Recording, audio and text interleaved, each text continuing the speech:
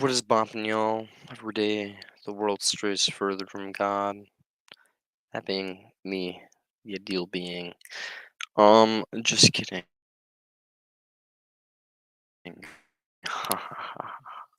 funny because we all know I'm awesome, but I'm not perfect. Yeah, pretty damn close. Just kidding. Um, but yeah, well, the story is we're gonna be watching some hellish content today. We're gonna crush our brain cells and cry a little bit on the inside.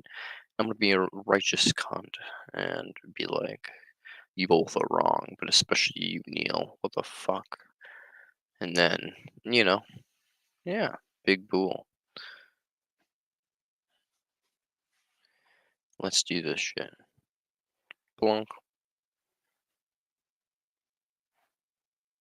On my channel, so it Well, no, really I care about, anytime when I'm invited to a podcast, the typical invitation reads, "Well, this is my downloads, and this is other famous people we've had, so therefore you should want to do this."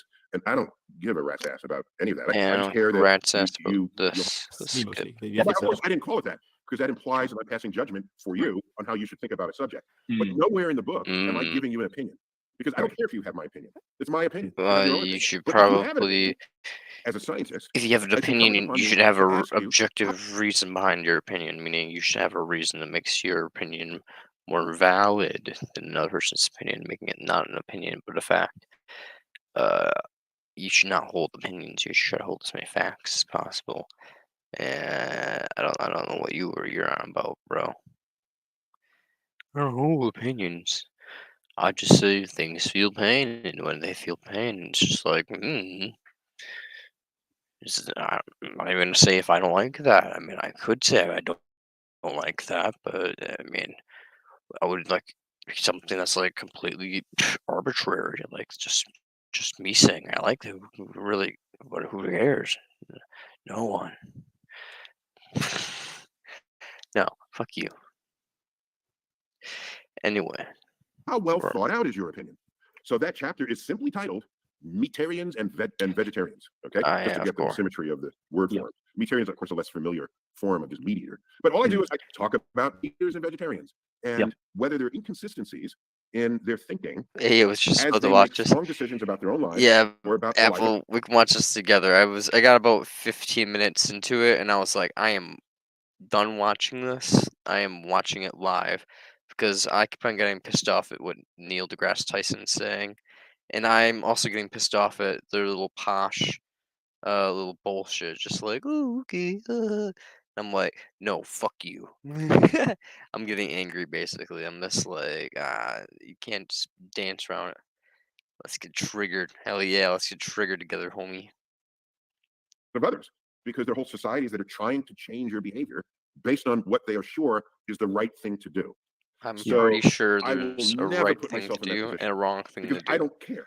I mean, I Yeah. care, but not in a way to start a movement to change people. I will never tell people what to do. And nowhere in that book do I tell people what to You'll do. never tell someone what to do. So if you see someone getting raped in a back alley and you're the only person around, you seem like you're pretty strong, dude.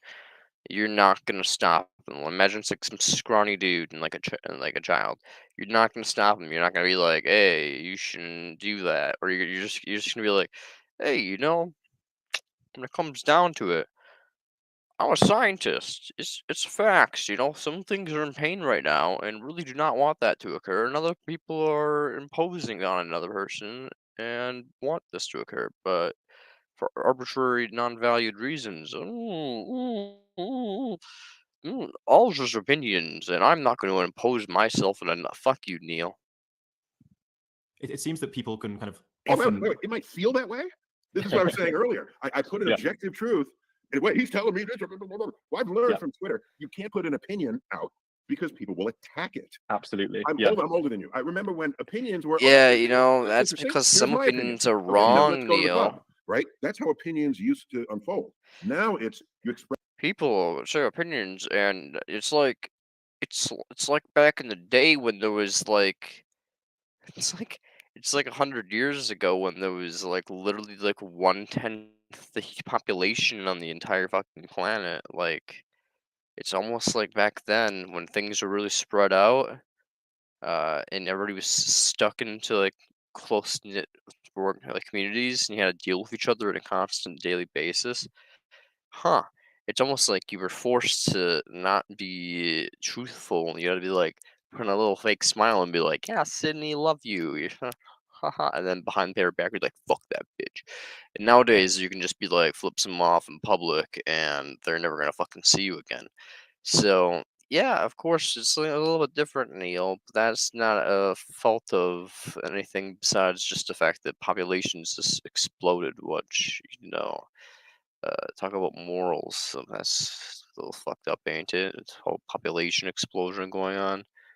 No, and I guess that's subjective Express an too. opinion, and whoever does not share that opinion attacks it because it Mm. does not match their opinion. And Yeah, that Neil. is a world that I still don't understand how we landed there. I mean, of course, social Oh media. my God, Neil, you're literally a black man. Okay, Apple, you're black man, right? You don't find this funny how you don't find it you do you find it funny? I find this hilarious. Like, as a person who's I mean, I'm from the north, but still, as a person who's like, people of his skin color has like enslaved people in the past. I mean, so has everybody, I guess. Okay, as a person who on this continent has had ancestors of similar skin tone who have been involved in enslaving people, um, on this continent here, basically moral story is I feel it's a little ironic and a little hilarious given the fact that this guy is just like, how could people say something is wrong? And how could they dare impose an opinion on that? Like, dude, not even 100 years ago, people were calling for segregation, and people were like Martin Luther King was just being like, "I have a dream that someday people look at us all, we won't be segregated." Like, dude, do you not see the hypocrisy of like sure you could look from scientific angle of like, yeah, well, technically they are speaking, they are all equal. I'm like, yeah, you're not wrong, but I don't know where he's coming from. Maybe he's provide more context. Maybe he will provide more context, but right now it just looks like he's just wants to try to defend his eating of meat, and he's just dancing into the whole normative little argument that anybody can just fucking. Media fed it. Of course, it did that. Yeah. But so no, the fact that you thought it was on animal ethics means you put your own lens on that chapter because nowhere does it talk about ethics at all. Sorry, it references that some people think about it from an ethical point of view, but Mm. that is not how I'm addressing those two topics. Yeah, so I didn't mean to say that you're kind of making normative claims of how we ought to behave, but I guess I would still see it as kind of, you describe some of the treatment of animals, you kind of describe what sentient plants might think, like about like our treatment of plants. I feel like you're entering the realm of ethics, even if you're not telling people how they ought to behave. And I guess when you're trying to stay in a descriptive, You see, they feel pain, and when they feel pain, they experience pain as something that should be avoided and is a bad thing, just like you experience pain and a thing that's is avoided and is a bad thing. But they're a cow, so when it comes down to it, I'm Neil deGrasse Tyson, and I'm just describing things. Fuck you, Neil. suppose you found out through Twitter and social media that people can often get confused by that and think you're coming down on how we should behave. I And think there's because a tweet he'll. you made where you kind of got a bit of flack. You address it in the book. I think Yeah, he's talked about his book a little bit online. He's gotten some stuff, some heat. I think he might talk about his book a little bit more. the tweet was, "A cow is a biological machine invented by humans to turn grass into steak." And people kind of saw that as either condoning what was happening to cows or condemning it. Yeah, and people are biological machines that are meant to socialize, fuck each other, and spread their DNA. I mean, what's Neil deGrasse Tyson's point? Well, they're biological machines made by humans. Oh yeah, that's a bad thing. It's a bad thing, Neil. And the fact that we're also biological machines. So basically, what he should be saying is cows are biological machines made by human biological machines. You forgot the little part where we're also biological machines. Yeah, which wasn't the point you were making, right? Yeah, I just thought people would say, "Well, that's interesting." First, that we invented cows. Maybe they do a little homework on that. Yeah, And basically. what else? Of course, we also use It's them for milk, crazy. but those are the two primary sources of protein. And so I just said that, and some people said, "Wow, I never thought about it that way. Oh my Wow. gosh, maybe I'll eat less cows." Or other, or people. So, I think the most vocal, visible person who commented was the musician Moby, who said, Hmm. "How dare you make light of this, the misery of cows, and that it's causing global warming and human health?" And he just went, "Oh," it was like, wow. So there's somebody who has an agenda, because everyone knows he's a big animal rights, vegan. Everyone knows that, and so he came to it assuming that I was somehow attacking him or his world or his lifestyle, when it's just information. Now, of course, Hmm. it's tweetified, right? So it's shortened. It's not a full conversation. But yeah, a biological machine. Yeah, it was a machine. You put something on one end and something comes out the other end. That's a machine. So anyhow, yeah. So that was. It turned out I was fascinated to watch. I mean, it's kind of misleading though, because we have to like Mr. Scientist here, I'm sure loves talking about energy conversion, like efficiency and stuff like, oh, light bulbs, when light bulbs burn, they give off like I sound like Bernie Sanders for some reason. I'm cool sounding like Bernie Sanders. When light bulbs burn, they give off light, but when they also give off heat, they're an inefficient system. You see, like when it comes down to it, cows are the same thing.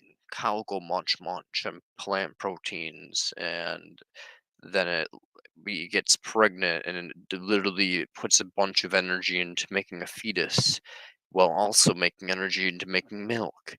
And then it gives birth, which also costs more energy. And then it walks around during this time. It's burning calories and all this bullshit, doing all of its survival stuff, and it's taking in proteins from plants. Guess what? We could just convert those proteins from the plants directly ourselves, but instead we're basically being like, I love the taste of steak, we be. And so then we inefficiently convert that into steak and milk, two biggest protein sources, He's talking about like quantity, but is he talking about like percentage wise, like of like time spent and energy spent and costs spent developing this like per acre and stuff? Because when it comes down to acreage of protein, we can get a lot more from plant stuff, if I remember right, with a lot less pollution. So wasn't aware humans invented cows. We like invented the modern version of the cow, quote unquote. We've genetically engineered cows, but we didn't really invent cows. Cows have been around like naturally, like it's like bulls and stuff. But then we started like genetically selecting them so that they are like more, I guess, how you want to say it, like they produce way more milk than natural, which is sucky for the cows because it causes them a lot of pain. So Watch the bifurcation of people's reactions. I had a similar one, not related to this book, but this is the kind of insights I was getting on human behavior when, as an educator, I'm trying to communicate with you. Is there any possibility you kind of put the speculation to bed and kind of give your views on what you think about society's current treatment of farmed animals? I'm a public figure, so I'm a public my figure. opinions carry vastly more weight than I want them to. Yep. Because So therefore, I'm just gonna let things suffer, even if I'm a public figure. Therefore, if I actually believe suffering is a bad thing, I gotta keep it to myself. if someone says, "How do you feel about Fuck you, Neil. this?" Watch. They say, "How do you?" And I feel this way. Then there's a headline: Tyson wants you to do XYZ elemental. How does he not see the hilarity of this? Like Tyson, Tyson believes slavery is wrong. Oh, I'm a public figure, and I think it would be if I say I think slavery is wrong.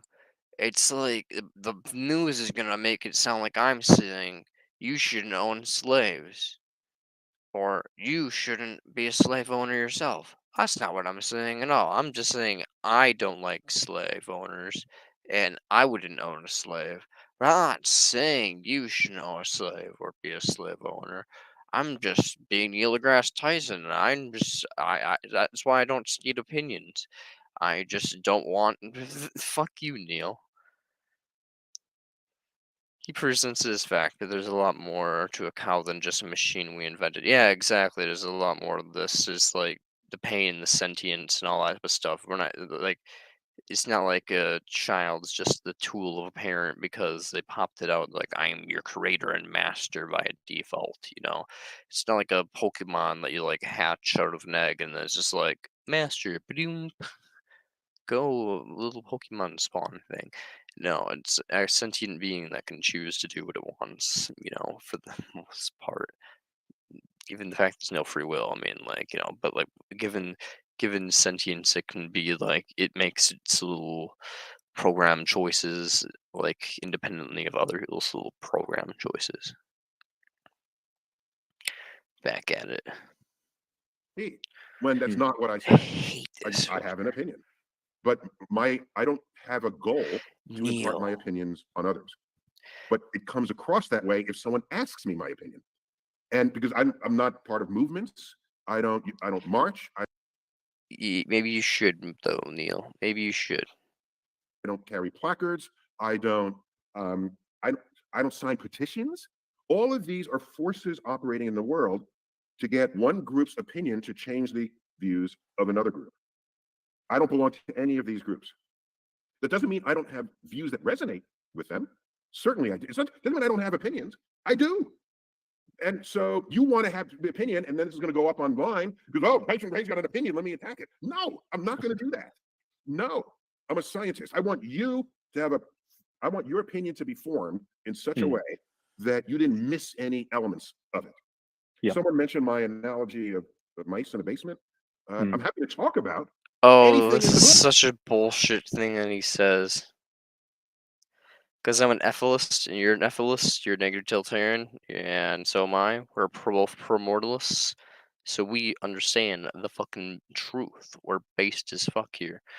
And he's gonna about to act like, oh well, there's no real truth. Everything's subjective. There's no real right answer to this. Because everybody is a hypocrite, no matter what, in regards to what I'm about to say, because our emotions don't align with what we would want to do. I'm like, says you. I know what I'd do. You kill the mouse. You kill the mouse. That fucking simple. You kill the mouse. Deado spaghetto. No more suffering. Dunzo. The imposition of Mother Nature has been undone. Look, Let's talk about the sentient alien plants thought experiment, though. love to. Yeah. Love to. It's that So simple, guys. Let's I was hear him, imagining though. what would it be like? By the way, throughout the book, intermittently I throw in what an alien might think Hmm. as they observe What our an ways alien and think? means. Okay. Oh, by the way, What might the super sentient, ultra intelligent being that can do intergalactic travel think? Will it think, ah, yes, when I cut this, it has liquid inside of it, therefore empathy? Or is it going to say, wow, that thing's a sentient being and feel pain just like me? Huh, empathy. Which one? Blood or in guts? Or is it going to be like sensation? Fuck you, Neil. you went straight to the sentient alien, but I went there only after I made the point that a person who wants to protect mice in their basement, not kill them, and so you humanely trap them. And then what do you do typically? Well, you let them back out into the wild. All right. If you have mice in your basement, typically you live in a place where you don't have to walk very far to re-release Kill them, primordialism. them out into the Release wild. the Okay. mice So then you feel good about that because you into don't death. want to harm or kill animals. You're Release them probably a into the vegetarian. afterlife. Okay, I don't have a problem with that. But consider that if you care about the life of the mouse, the best thing you can do for a mouse is to leave it in your basement. Because when you re-release it to the wild, the life expectancy Not of even a he's mouse in the right. wild is between 9 and 18 months. Guaranteed to be eaten. They're tasty grubs for owls, hawks, foxes, other woodland predators that thrive in the wood. Leave it in your basement, it'll live up to 6 years. But you're not doing that. So your actions are not really in the best interest of the mouse. Mm-hmm. If you want to still trap the mouse and put it outside, I don't have a Well, the problem with mouse that. doesn't even know what's But in don't its best tell me interest. this is You good know? for the mouse, because there's other things you could do for that mouse that are way better for it. So Yes. that's one point of have you really thought it through that I make there? Yep. And I'm not offering opinion. I'm just saying Mm. think this through. Another point in that same example is you're probably, unless you're in the Flintstones cartoon, you're probably living in a home made of wood. And a typical home, American homes are bigger than in Europe typically, but in America, a home would be made from the wood of about 50 trees. You can do the math on that. And wood goes into the floorboards So and what? what we call the 2x4s, which are that builds up the frame. That's 50 things that don't feel, don't suffer, being removed from life, which could have been animal habitat. Who gives a shit? Not me. Framing of the house and the structural members and the sidings. All of this is made of wood. Each of those trees might have lived 100 years. Oh 100 wow. years. 100 years of what again? Collecting oxygen, I guess. That humans can be like, oh yay, the environment. Even though the environment is an abstract concept to describe the health of sentient beings in an ecosystem, I guess. So it's really not about the environment, it's about the sentient beings, which we want to be extinct anyways. So it's like, what? What do you But they're cut down. There's a tree, which each day It's a tree. in the summer produces 15 times the mass of that mouse in breathable oxygen. You just cut it down to build your house. And you're fine with that. Oh, but you got to save the mouse. That'll now live for 18 months. So my question to you is, what do you think nature cares more about? The 1-ounce mouse or the 30-ton tree that provides oxygen and is home for birds and squirrels and mushrooms and insects? Who do you think nature cares more about? And I leave it there. Who do you think nature doesn't care about anything? Nature isn't a thing that cares. Nature is a symbolic, abstract concept that people have assigned a word to describe the world around us as it occurred without human interference. That's what the word nature means, basically. It doesn't mean shit for shat because it's not a sentient. The only thing that can care is a thing of a mind. Nature doesn't have a mind, Neil. So there is no judgment value. Evolution is a chaotic bitch of random mutation. Just think about that. Okay, now that we're talking about plants, I say to myself, okay, imagine an alien. So sorry, can I comment a few things on the mouse? Because I think I agree with what you're saying, and I think this is Oh, by the way, very just a quick point. Just a quick point. Because they're not opinions, They're not it's opinion. not a matter of whether you agree. I'm just telling you what Sure. trees are. And I'm So sorry, telling you, so it's not an agree. I didn't I agree say that we something miss. for you to I agree agree with. that we missed the. I agree that people who are trying to save the mouse are missing Gotcha. a bigger That's what picture. you're Is what I'm saying. And so one of the things I think is cool about this example is that it highlights the romanticization and idealization we have with nature as well. I think we often see like nature as being this kind of rosy, wonderful place to live, when actually it's like very brutal for a lot of animals. And what I think is really important Beautiful is plant life this. too. I mean, it's beautiful all life. Yes. This thinking of the bigger picture and the knock-on effects of our actions, and not just the direct effect that is in front of us. I think maybe I'm just trying to think about like kind of vegans and animal advocates listening to this, and one place where they might feel frustrated is that like they could say, okay, you're right. People who are trying to avoid directly harming the mouse are missing the point. But we should also, it seems maybe unfair not to mention the fact that the vast majority of people seem to be missing a more obvious moral atrocity, which is our treatment of farmed animals, chickens, pigs, and cows that we just kind of ignore. Okay, hold on. I'm only talking about people who are saving mice in their basement. And now you're pivoting to some whole other conversation that I'm not having in this moment.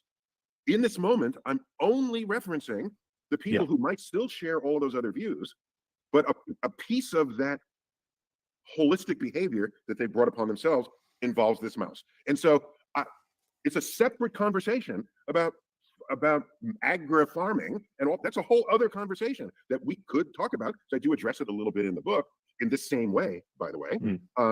And so, but yeah, if a vegan is listening to this and they're not actually further paying attention to this example and want to jump to another example, so that's a different way to have a conversation.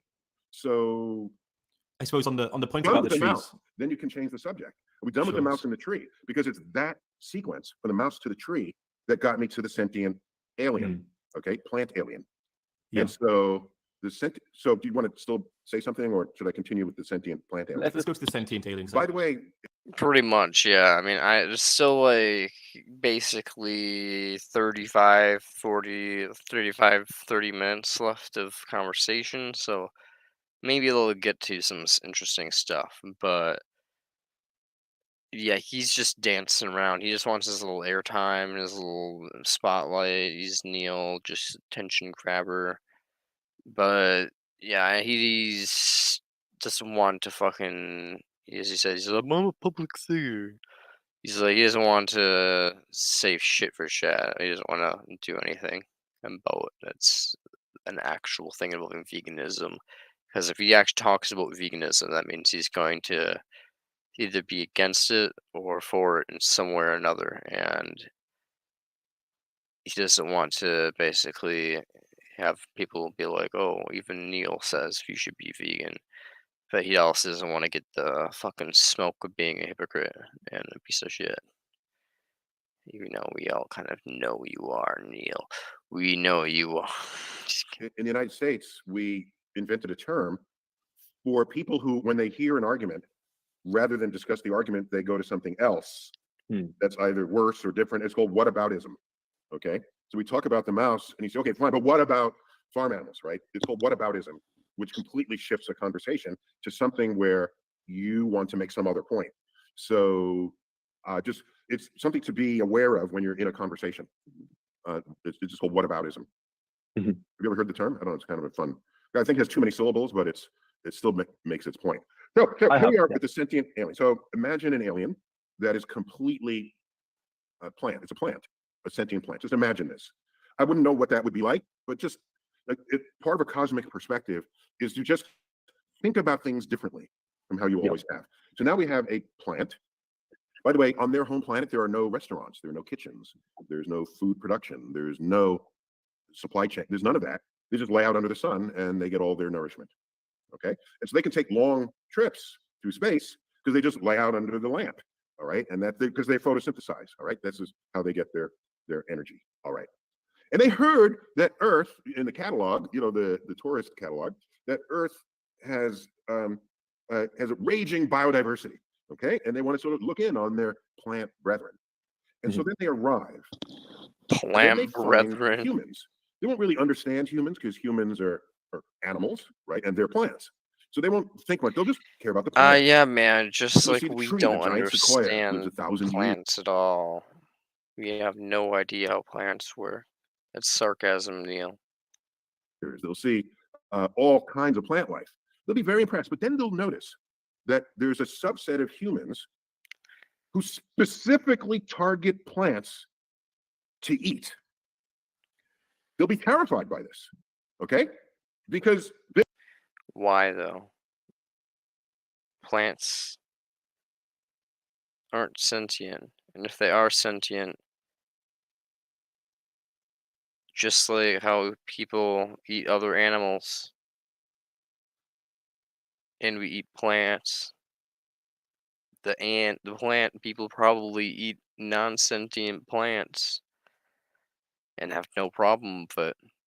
And if they don't, for some fucking reason, I'm sure it's more of a more thing like, oh, the plants on this planet all feel pain or something like that.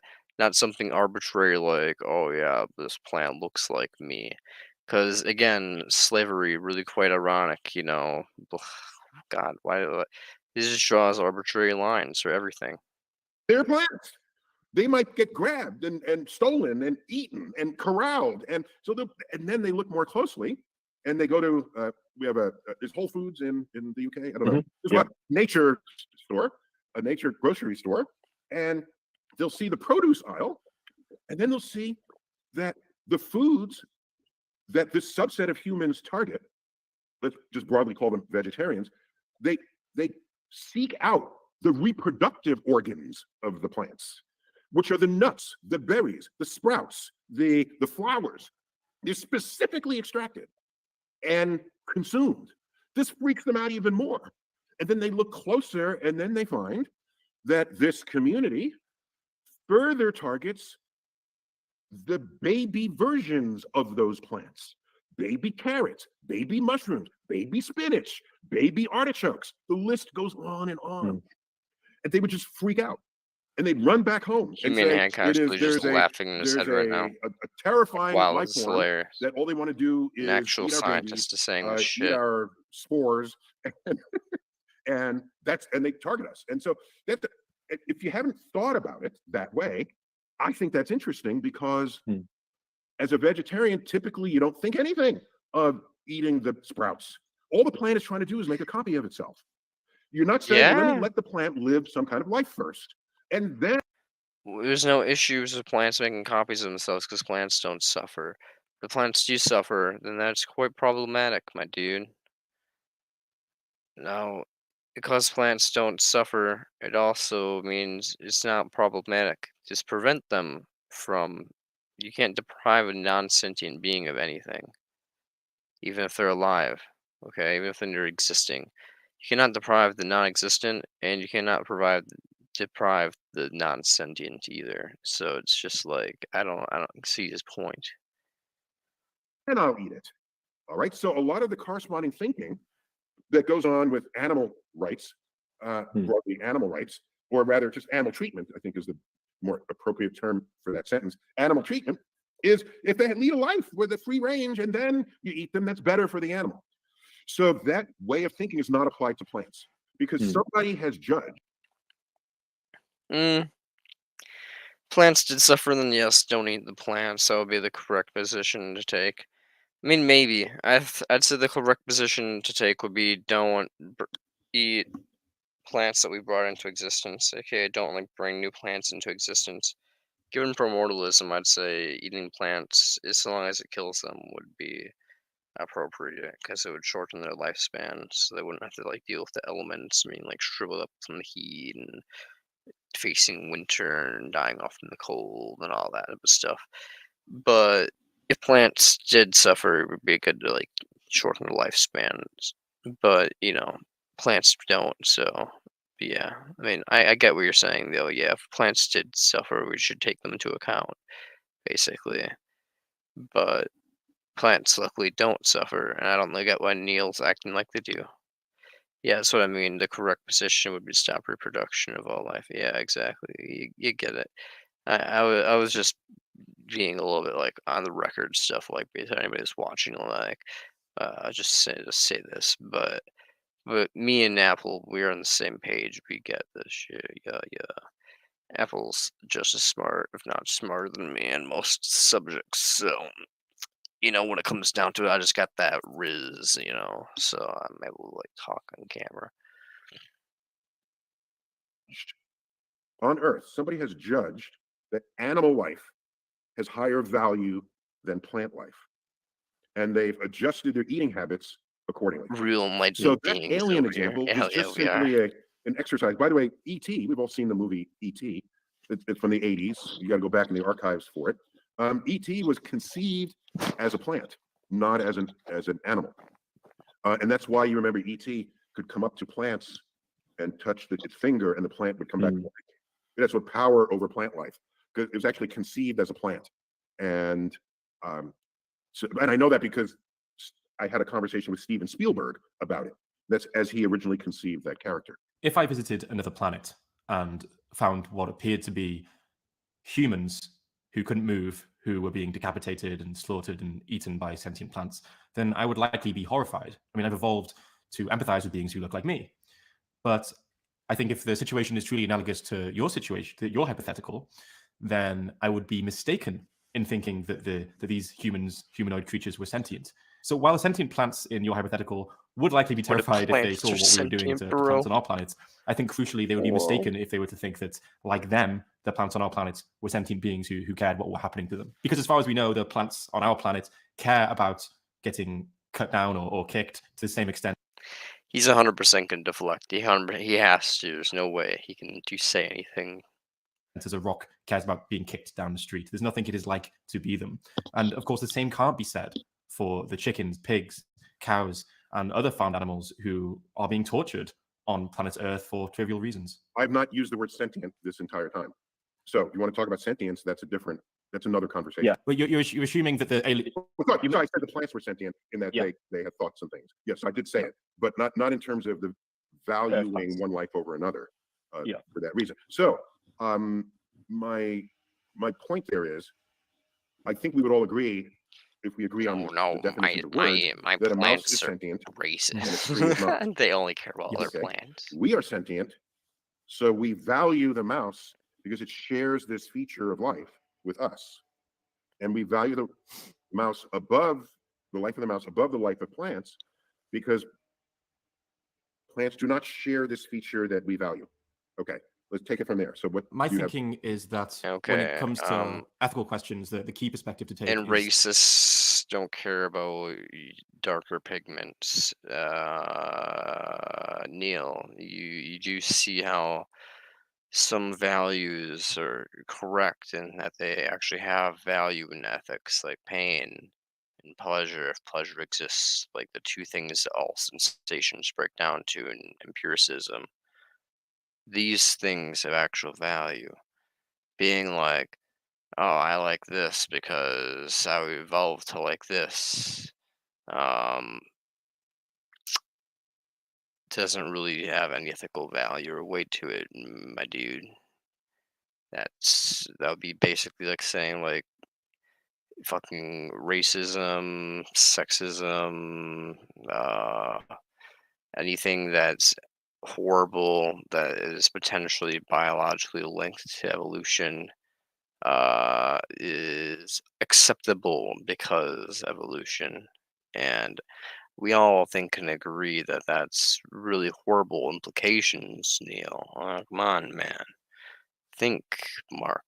Think. what if it were me? What if I was in that perspective? When it comes to a mouse, if I kick a mouse down the street, it has an interest in not being kicked down the street. The mouse itself cares about whether that's happening. A plant, on the other hand, or a tree, doesn't actually care if it's being chopped down, if it's being kicked. It cares as much as a rock being kicked would matter. Can you pause? Can you If you pause? cut a tree, does it not bleed? Does it Yeah. not If you bleed? cloak a tree, does it not wilt? Yes. If you withdraw nutrients from a tree and water, does it not wither and die? Mhm. So you introduce this concept of sentience because the way we've defined it, plant life does not have it. But the plant life definitely does not want to die. The plant No. doesn't want for anything. If you cut away Yeah, some of its exactly. roots, it's going to try to grow new roots. If you cut away branches, it'll try to grow another branch. If you cloak one side of it, it will get extra nutrients from one side and try to feed the part that doesn't. It's got a whole thing going on. It has a circulation system. And so that's how you know, if, like I said, if you cut away at the roots, the very top leaves will wilt. And so there are people say, we have a beating heart and the tree does not. Maybe another way to think about it is the tree has circulation and it doesn't need a beating heart.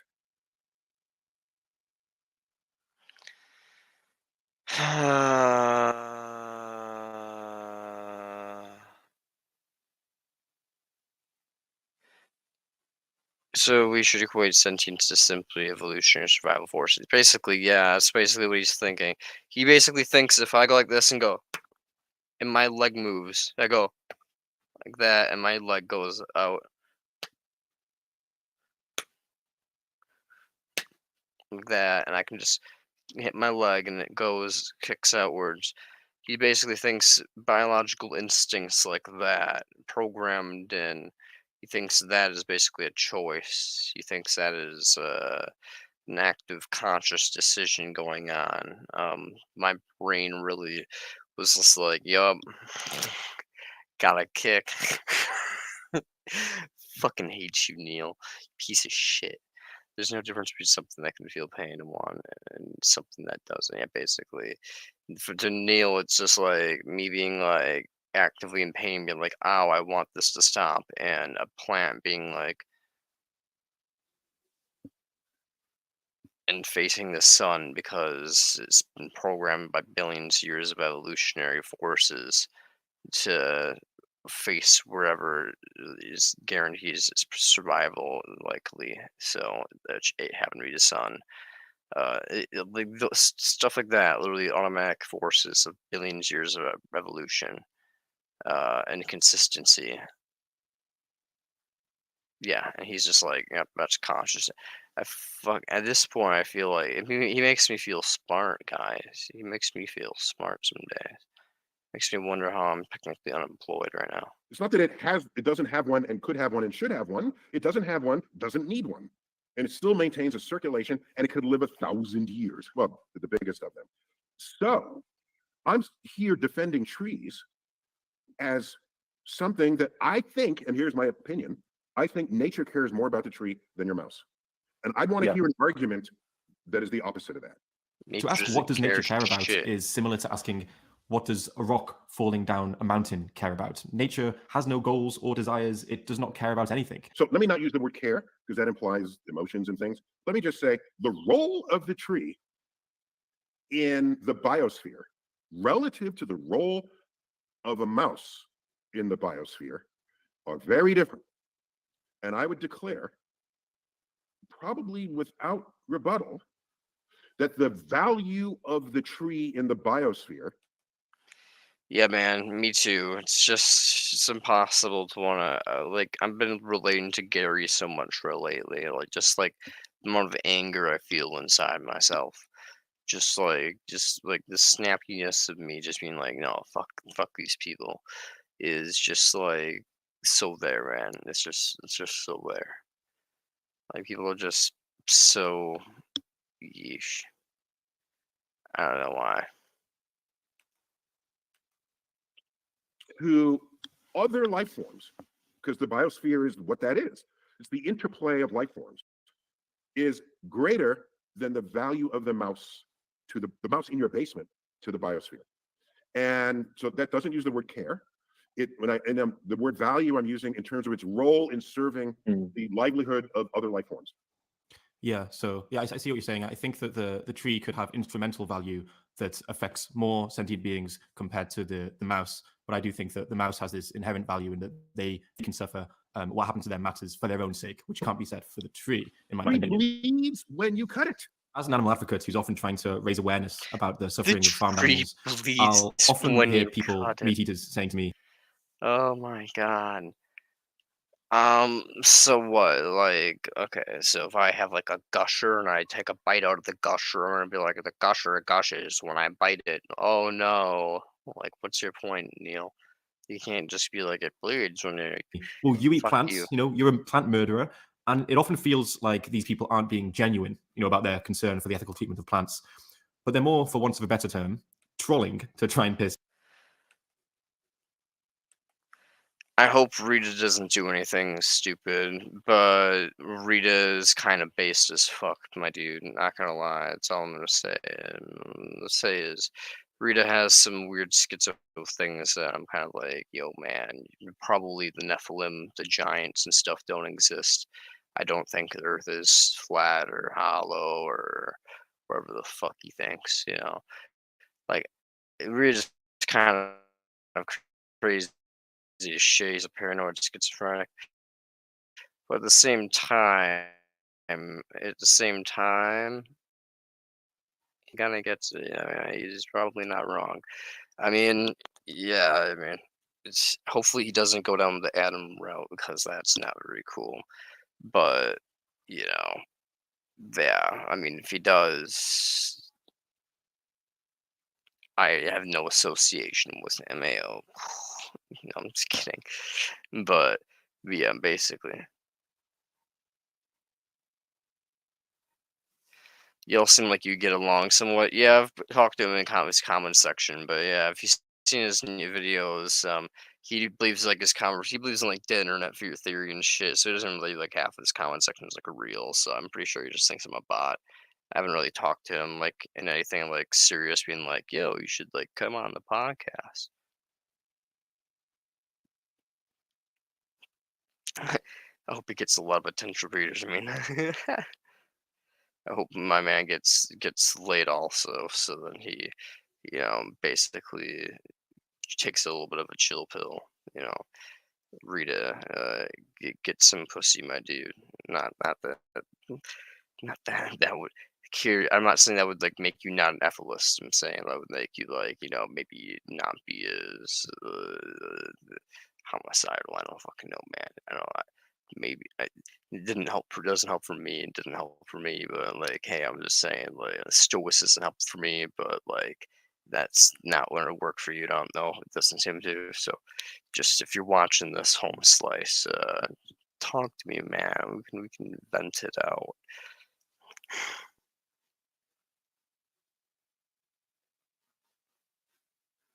Yeah, we can vent it out. I'm not gonna help you get laid because I can't do that. I can't even get myself laid, off. bro. Is there a sense in which you're trolling here, or are you being It will serious? try to heal itself. Okay, if you cut it, it'll try to close the wound. Let's say Neil is going to be reborn. So after you die, you're going to be reborn. There's a 50% chance that you're reborn as a carrot as they're being peeled, and a 50% chance of you being born as a cow while they're being skinned alive. Which would you be more worried about? I'd much rather be a peeled carrot. Sure. Why? Because I don't hear the carrot screaming. Plus, I'll eat the carrot at the end pretty quickly. Yeah. Oh, of course, by all means. Yeah. And So carrot, like by the way, grows in one season. Cow lives many years. So I think it's possible. I mean, you just took my example of a tree and turned it into a carrot. I'm not saying all life. I'm not saying all life has the same value as a tree. I'm not saying all plant life has the same value of a tree. You just took my tree example and turned it into a carrot, which is fine to make your point. But I am not equally valuing all plant life in that example. I only mentioned trees because the vegetarian who saves the mouse built a home out of trees. They didn't build a home out of carrots. So this is. So I guess you pivoted my example to carrots, and then you went from a mouse to a cow and a tree to a carrot. You can be a tree. It doesn't actually yeah, make exactly. matter for the point I'm making. Well, then stick with the tree and the mouse. Okay, so would you rather be a tree being cut down or a cow being skinned alive? If I'm a tree that lives 1,000 years and I'm looking at this holistically for the earth, I would say definitely skin the cow, because the tree relative to the cow has way more value to the ecosystem by far. Personally, yeah. But so you have to experience what it's like for the tree or what it's like for the cow. I'm saying you have to choose which one you'd have to go through. Would you rather be what it's like to be a tree being cut down, or experience what it's like for the cow to be skinned? I don't know, because I'm not a plant, but I'm an animal. In fact, I'm a mammal, just like a cow is. So I would experience a lot of similarity to what I expect the cow to experience in death. Plants don't have experience. So I'm not a tree. And by the way, I'm not one of these who say that plants scream when they're cut. I'm not one of these folks. Okay, that's a whole other branch of people who care about plants. So if you're choosing between a cow being skinned or the tree being cut down, you would save the tree. And I feel like your argument. Well, hold on. Nature, the value of the tree to nature vastly exceeds the value of the cow to nature. Okay, just to make it clear. And by the way, let me remind your viewers, listeners, you turned a mouse into a cow. Okay, just so we know, just so we understand. I'm not saying all animals are equal in this, and I'm not saying all plants are equal in this. I gave a very specific example. It was the vegetarian saving the mouse living in a house made of wood. So you're trying to turn our discussion into things that are points that I don't make, because the points I'm making are very specific. They're not generalizations about everything. Well, so we can go animal by animal, plant by plant. And there might be a point where the animal matters as much to the environment as the tree does, right? And then we can ask nature, which do you care more about? And nature will say, well, this supports these creatures. Like you look at beavers that make a dam that create this, and so there's. We have to make a distinction, I think, between like instrumental value. Yeah, it's generally disappointing, man. Even people like Richard Dawkins and shit like that. Like, I don't have any respect for them anymore. It's just like there's like almost no one. There's like basically no one in this world that I have like any like intellectual respect for anymore. Like you guys are like the closest thing that I got. Like fellow ethicists are basically the closest thing I got to like people that I respect intellectually. So it's like, it's kind of a depressing world when like, you literally like your childhood heroes and shit are just kind of like sitting here like, mm, Mother Nature, biosphere, like acting like these things have like hypothetical little brains, like some spiritual woo-wah shit. Like Mendham literally would just walk the floor with these guys. Value and inherent or intrinsic value. So we can say that like the tree has higher value overall because of all of the instrumental value that it provides for other living beings. To nature, yes, yes.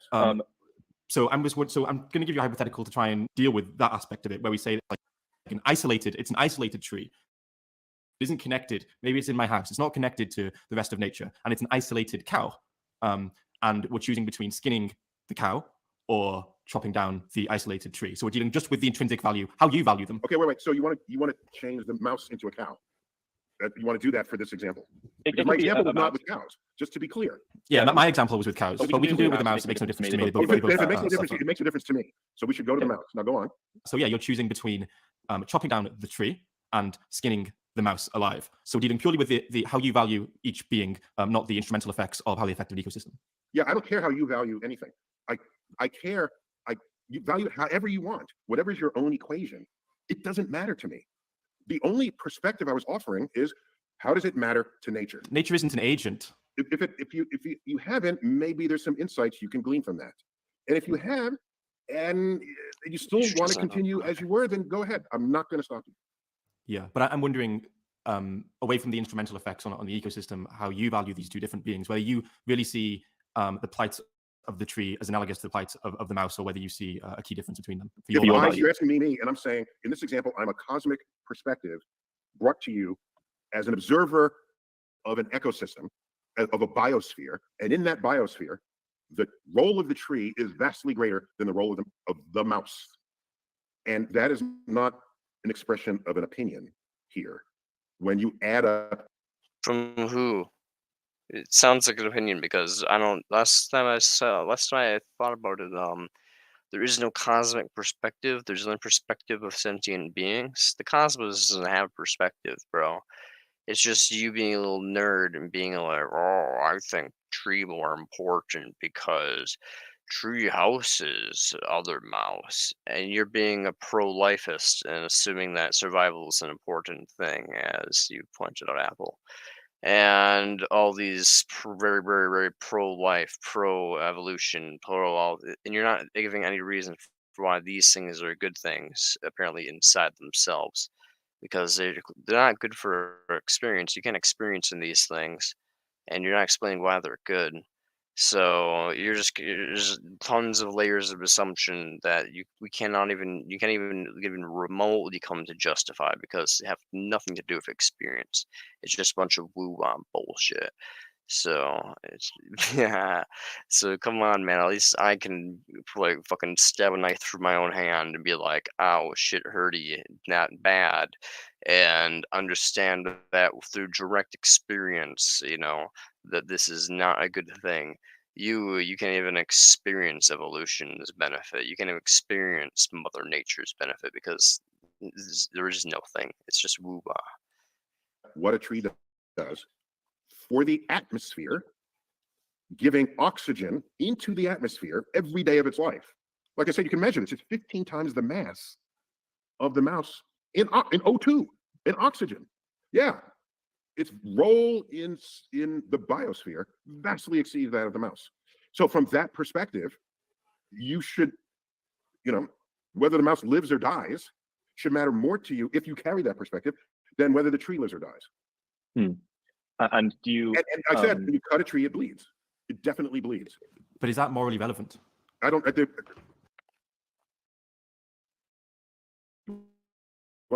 talk about...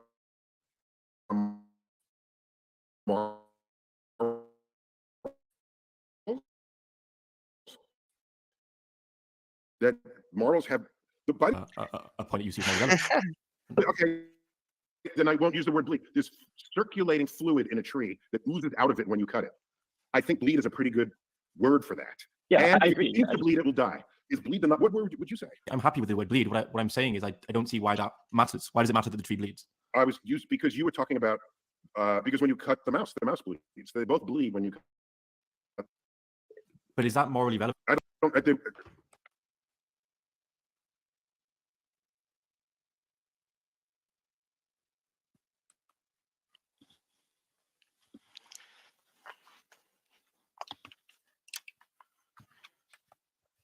to you, if you carry that perspective, then whether the tree lives or dies. And do you? And I said, when you cut a tree, it bleeds. What up? It definitely bleeds. But is that morally relevant? I don't. You want to talk about morals? Oh, That morals have. By the way, the book addresses things that you might fold into your moral compass, for sure. But I'm not handing anyone their morals. But why did you just say when you cut a tree it bleeds? It feels like you're trying to make a point that you see as morally relevant. Okay, then I won't use the word bleed. This circulating fluid in a tree that oozes out of it when you cut it. I think bleed is a pretty good word for that. Yeah, and I if agree. it seems to bleed, it will die. Is bleed the not? What word would you say? I'm happy with the word bleed. What I'm saying is I don't see why that matters. Why does it matter that the tree bleeds? I was used because you were talking about because when you cut the mouse bleeds. Yeah, They both bleed exactly. when you cut them. No, so I don't. It's not like I inherently care about the bleeding of the mouse. What I care about is the experience of the mouse. That like suffering feels bad for the mouse. Whereas the tree, as far as we know, is no experience. It is not like anything to be the tree. And I just feel like it's important to acknowledge there's a huge That's difference. very biased of you as a human being with a brain and a beating heart.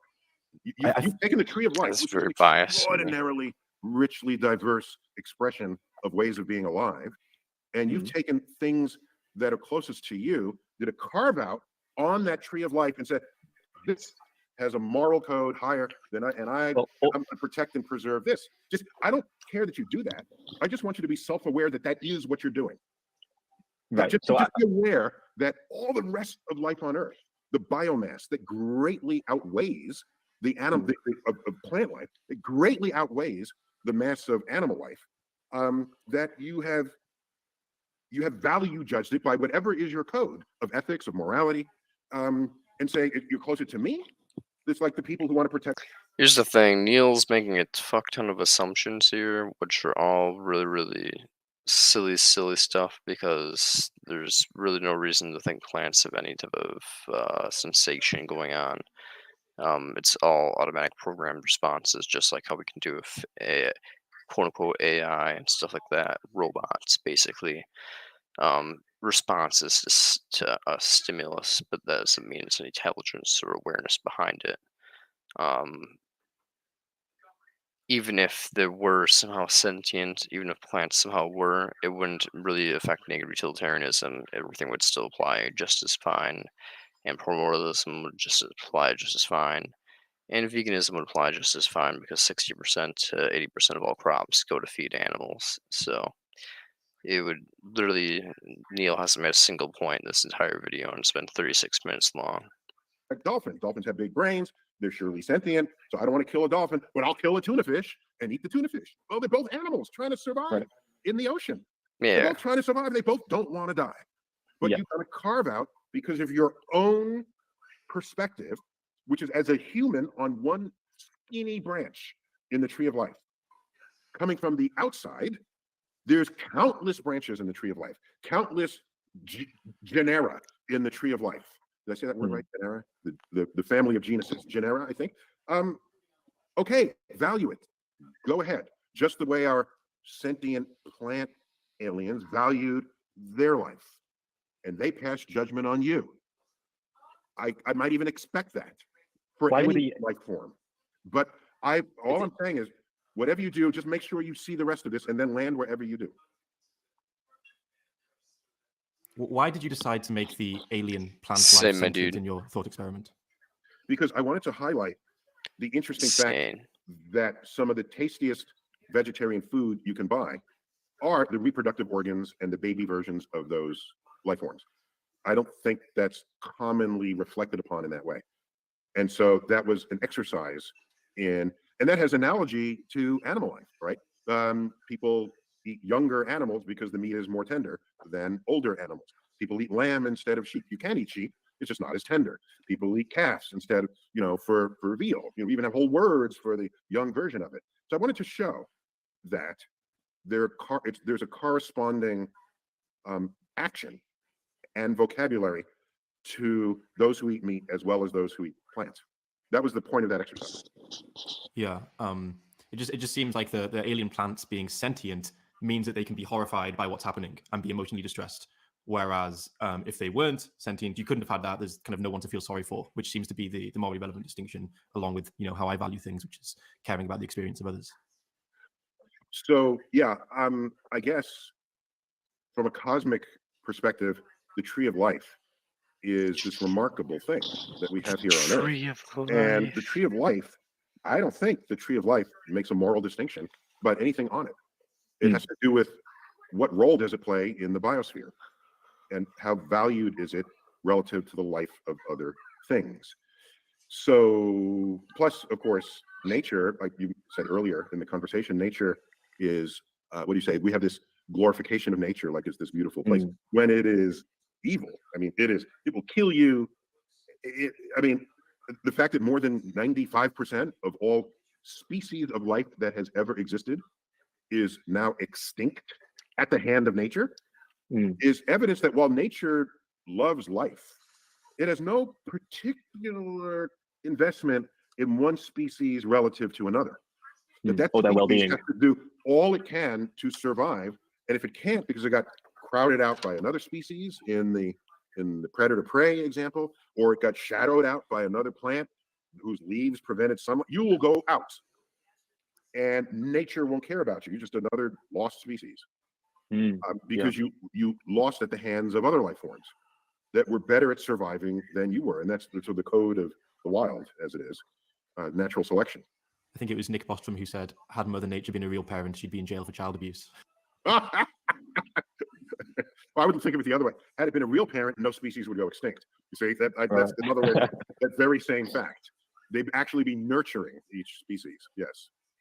Have you ever wondered why we have this tendency to idealize and romanticize nature as we do?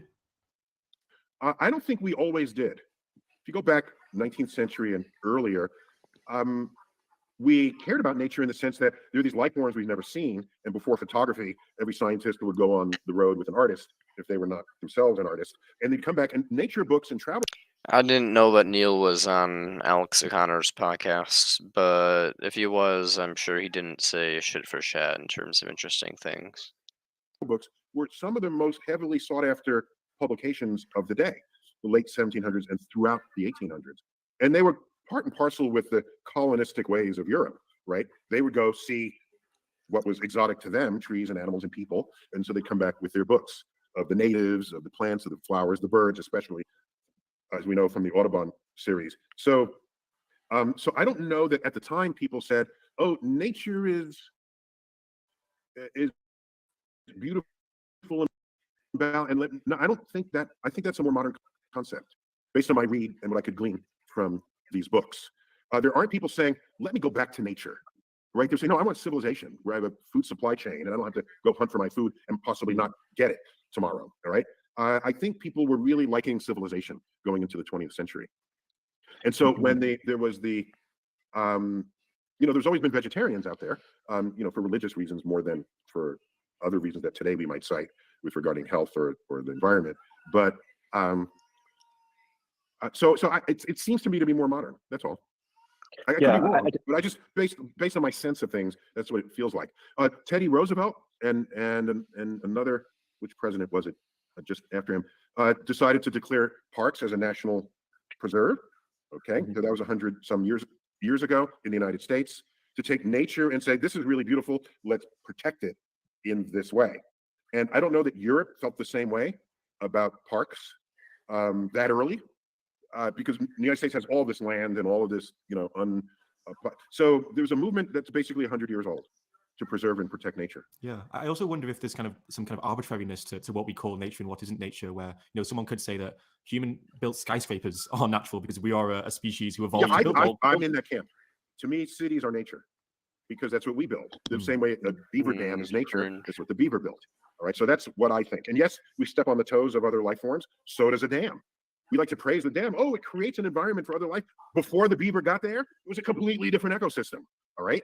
And so, oh, we're going to praise the beaver now because the beaver is on the ring of engineering schools as a symbol of their engineering.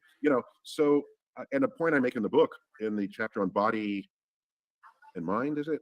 Or I don't think it's in the meat eaters and vegetarians. I just comment the people who want to protect some animals and not others. That's See, weird this I to me agree as with, a scientist and but I don't one agree who with in the carries way a that he's cosmic trying to make a point. perspective. I think I agree with him the point that he's making, like vegans are silly billies right here. But I don't agree with his point that like, oh, therefore we can just do whatever the hell they want because and therefore humans are just as natural and are like corresponds to the natural world as beavers are. Because I don't think that's even remotely true. But I think he's kind of making like a very fallacious argument. But you know what? It's okay. All right. There's, save the whatever. Pick a something that people have wanted to save. Okay. And is there a Well, I get it. Yeah, like we're separate but not separate from nature. I think we're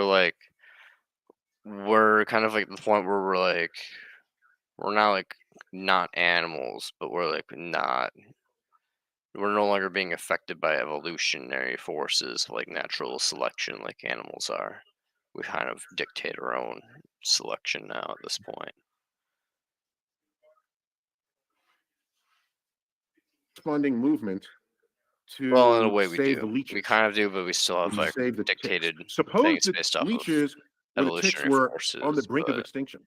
evolutionary forces don't Would there necessarily be a affect us. movement among the nature lovers to say, save the ticks? I don't think so. If the rats were going to go extinct, would someone say, save the rats? And have marches with placards. So we are very particular about the animals we like. Mm. I'd like to end on this one thought experiment. I'd love to give you another alien thought experiment. I mean, we're still randomly having mutations in our genes, yeah, on a micro level, but like those genes aren't really going to be affected by the environment because usually mutation those usually like those genes are selected for like there's going to be mutations, sure, but those genes are usually selected for via the environment. I don't know how they'll be selected for via the environment given we craft our environment to suit ourselves, but I don't know. That's just my thoughts, but maybe you're right. Who knows? I don't know how that works. Regardless, even if we did break from evolution, would it still be natural to do so because of our programming? Potentially, yeah. I guess in that sense, yeah, it would be. But because we're only trying to do things based off of natural hedonism, so in that sense, yeah, it would be natural per se. But our actions are natural. But the thing is, we construct it. I don't necessarily think are natural. Like I wouldn't say like the uranium nuclear bomb is like a something that's natural. Though you could say like us making such a thing is a natural act to do.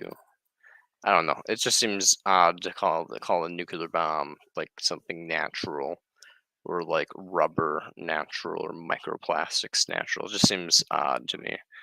You know, like something that can never deteriorate and like can never be like crafted in any other circumstances aside from like some type of like machine crafted by like multiple human beings. I don't know. It just seems like weird. It does seem, yeah, it does seem odd. Basically, I don't know. I don't know. It just seems like a weird semantics thing. Like it seems like a word game thing where it's like I don't know, like we're no longer using. It's but calling anything unnatural feels silly to me too. Yeah, basically, it feels. I agree. I agree. It feels silly to call things natural, but it also seems like we're playing like a semantics game where it's like at this point they're like, oh well, it's like what does natural really mean then? If just like I mean, I guess like hmm. Like, if he uses natural to mean like the way I use natural, like in the most barbaric of senses, just to like really fuck with people in terms of ethics, then yeah. But then I think there's a lot of implications across because then he would also be forced to say like, Yeah, it's one of those arbitrary words, basically. Because if he's saying like everything we do is natural, quote unquote, like us building skyscrapers is natural, us building nuclear bombs is natural, then he also it has to be forced to say that like rape is natural and a bunch of other horrible things are natural. And unless if he wants to do that, then that's okay. But that's going to be a funky game to play. So yeah, basically that would mean slavery is natural too. Exactly. So it's just like you know, he can play the natural game if he really wants to, and I'm willing to play that game. But that's just stepping into what things are natural should occur and which things aren't, which then goes into morality. Because he could basically, because everything's natural by the just definition of like how things the world works. So. But of course, doesn't that mean do what's natural? Basically, so Neil's basically just doing the do what's natural argument because whatever is natural coincides with the environment the best. But now he's also saying that like, oh, the tree is better for the ecosphere because than the mouse because the tree can provide housing for mice and such. But now he's also saying, humans make our own ecosphere. So now the tree apparently doesn't have any more value because now we cut down trees and stuff. So Neil's just all over the place, man. So basically, this conversation could have just been about primordialism and just would have shut Neil down like right away. But unfortunately, Humane Hancock's still just a secret primordialist. He won't admit it yet. So you know, until that day comes, conversations will always be dodgy. Experiments where we imagine, and it's one I gave to my mother actually when I was a young boy. If you imagine super intelligent aliens who come down to Earth, and the difference in intelligence between us and the aliens is perhaps similar to the difference between Neil deGrasse Tyson and a chicken. Okay. That would be just a human and a chicken. Okay, fine. Aliens, super intelligent aliens, come down and they see us. They can see that we suffer, we have relationships with each other, but we're also very tasty to them. So they decide to stick us in cages, in large sheds, thousands of us, take our babies away, and slaughter and eat us. Would this be analogous to what we're doing to the chickens, the cows and pigs who are less intelligent than us? I think it's entirely analogous. Well, it's certainly been a very interesting and engaging conversation. As I said at the start, And thanks for your points and your perspectives on this. And I know you probably have a huge following that all resonates with what you say and the ideas. Like I said, I'm not here to change anybody. I was giving as many points of inconsistency among meat eaters as I was with speciesist vegetarians who were picking this part of the tree of life versus another part. So it's just think about it and come back to it. If you don't want to think about it, I guess that's okay too. But don't claim you have a deeply reasoned perspective. So I really enjoy in your writing this tendency you have to zoom out from the human perspective and see things from a different point of view. But I wonder if something that's sometimes missing from your thinking here is a perspective taking that's very important when it comes to ethical questions. And that's asking ourselves, what if it were me? This seems to be the important perspective to take when it comes to morality. And when we do this kind of perspective taking, asking ourselves, what if it were me? It becomes very obvious why vegans and vegetarians are drawing the line at plant life, because as far as we know, it doesn't feel like anything to be a plant, to be a tree. Even if they bleed, that doesn't mean that they're experiencing something. And of course, the same cannot be said for the chickens, pigs, cows, and fish who are I don't think animals want to die either, by the way, just my point. Do you think plants consciously want anything? It's not about consciousness. It's about value to the environment. Like I said, I'm not making this about consciousness. He keeps making it about consciousness, and then he keeps flipping it when it makes a point. That's this branch of the tree of life. They have consciousness. It's all over There's this other branch where they have photosynthesis. There's another branch where they have mushrooms that do what they do. All right, and so everybody's got their thing. So see, Neil keeps on bringing up experience over and over, and then when Humane Hancock points out that you're not actually that like there is no experience in Mother Nature, there is no experience in plants. He goes, "Oh, it's not about experience; it's about natural order." But then when he goes like, "Why is there value in the natural order?" He goes like experience stuff again.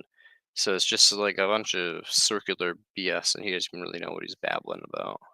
All right, I don't. But do you not see it as morally relevant that not everything actually cares about what happens to it? So that the mushroom doesn't care if you kick it down the street, whereas a dog certainly would. I'm not in a position to judge that. I don't believe I can judge what a tree's. I've never been a tree. Okay, so for you to say I've never been a tree either, but I know it doesn't feel pain and it doesn't care that it's cut down, that's kind of audacious of you. Now, by the way, I mostly agree with you. Okay, That's audacious of you. but no, in the sense that probably trees don't feel pain in the way animals feel pain. That was never a point of my discussion. It was just the relevance to nature, to the biosphere. That's all. Yeah. By the way, if really smart aliens came, it would be in Relevance our to the interest biosphere. to convince them that they need us alive.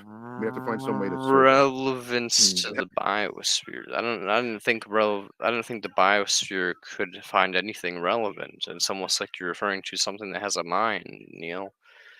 Ah, interesting. Again, it's like you keep on coming back to minds, but you fucking hate people, man. Have them to eat other animals and not us. Or show them, bring in the vegetarians. Oh, these leaves really tasty compared to my flesh. Exactly. We'll try to convince them that there's nothing morally wrong with eating the plants, but there is with us. Exactly. That's very good. Exactly. So I do. Well, thanks for checking in on me. You called me out of the ether to show up on your show, and I was delighted to do so. And always good to have an intelligent conversation, as we just did. Hey guys, you've now reached the end of the conversation with Neil, and I just want to say that I really do appreciate Neil coming onto the channel to have this conversation with me. If the conversation was longer, there is a lot more I would have wanted to say, and presumably that's the same for Neil as well. I think it can be interesting to consider different ways of viewing the world and different ways of thinking about morality, but notice that we don't think it's necessary to go through these kinds of thought experiments when it comes to deciding, for example, whether it's bad to torture human children. Torturing human children, for lack of a better word, is bad. Now, if we were beings who didn't have empathy for other conscious beings and only cared about things unrelated to consciousness, then maybe human children being burned alive wouldn't be a problem to us. But we do have empathy for the conscious experience of other sentient beings, and it's good that we do. I hope that someday it will be seen as uncontroversial that, insofar as we can affect things, we want the universe to be a good place to live. And if we want the universe to be a good place to live, then what matters are the experiences of beings who can have good and bad experiences. So there you go, that's my take, and I really do hope that one day it becomes the dominant perspective. Just a reminder that these videos are only possible because of people like you who are supporting me on Patreon. So if you find my content valuable in some way, please do consider supporting me because it really makes a difference. And to the people who are already supporting me, thank you so much for making this possible. I'm able to spend my time not only on YouTube videos like this one, but also to work on this bigger project, this documentary that I've been making for the last few years. And this is only possible because of the support of people like you. So thank you so much. Anyway, I think it was really cool for Neil to come onto my channel and have that conversation. And that's it for now. See you later. Hey, it was pretty cool that Neil came onto his channel. What wasn't cool was him being a punk ass bitch and being so disingenuous the whole time. Conversation is a stretch. Yeah, it was more like Neil just talking his fucking face off and just blabbing around in circles about, oh, natural order. Mother Nature's alive and sentient and judging us and wants things to. Mother Nature really gets his bean flicking when when sea turtles just genocide themselves by the tens of thousands just to have 2 survivors. You know, really makes Mother Nature really. Yup. Fucking hate Neil, man. He should just stick to cosmetology, man. I don't know why. I don't even know why they invited him on the show or why he even had a chapter in his book on the biosphere in any way. Yeah, basically, praise the biosphere. Yeah, basically, it's Neil. Praise the biosphere. Uh,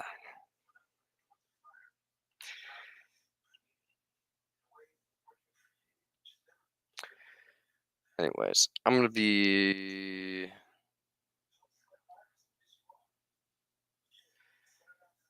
Let's be even angrier and watch Peter Singer.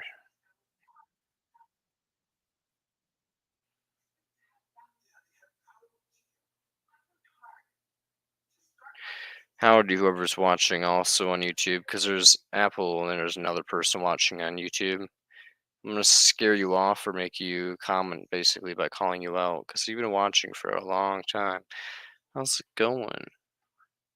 Yeah, how's it going? You doing good? Just kidding. But you watched Aniara the other day. Aniara. Anya. Why am I forgetting Aniara?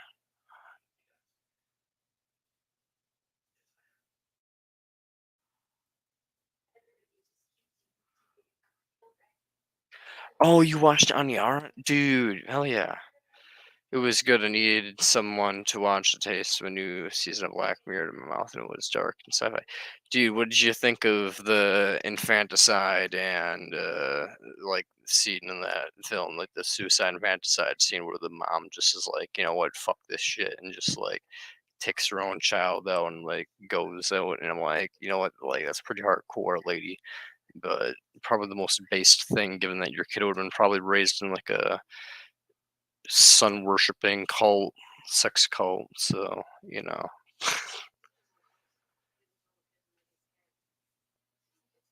Yeah, it suck on me because you recommended to me a little, but it was awesome. Yeah, hell yeah. It's such a great film. It has so many good topics, and like it's basically just like taking Earth and just shrinking it down to a microcosm of a spaceship, and just brilliant.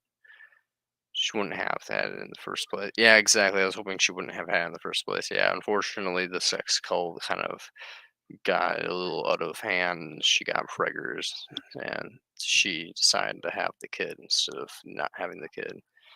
But yeah,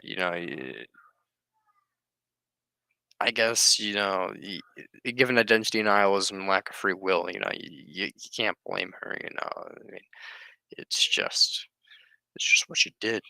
I mean, it's also a movie, but like assuming this wasn't a movie, you can't blame. Oh, the astronomer character is so based. I love the astronomer character. She's basically me. Whenever she gets killed, I've seen this movie like 3 times now. So whenever she gets killed, I'm like, no. I'm like, it's me. It's like the efilsit just getting like killed by like the natalist, just like shut up. And I'm like, no.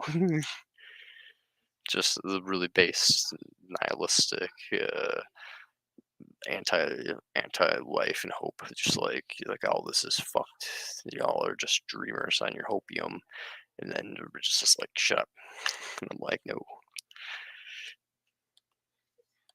Antinatalism in an interview because it's like a growing thing in the vegan community that you hear that it's a bad idea to bring sentient beings into existence. And you Basically, said that you're worried that if the people who care about animals stop breeding, then they won't be able to pass on those ethics to their children.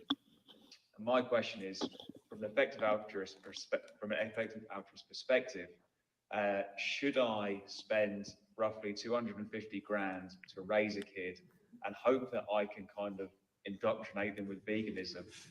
Or should I donate that money to spread the meme of veganism further? Which one do you think would be a better use? I don't want you to indoctrinate your kids. I want you to educate your kids and hope that they understand, therefore, the truth about that lie behind veganism. So I think it's a serious question. I mean, obviously you can save resources.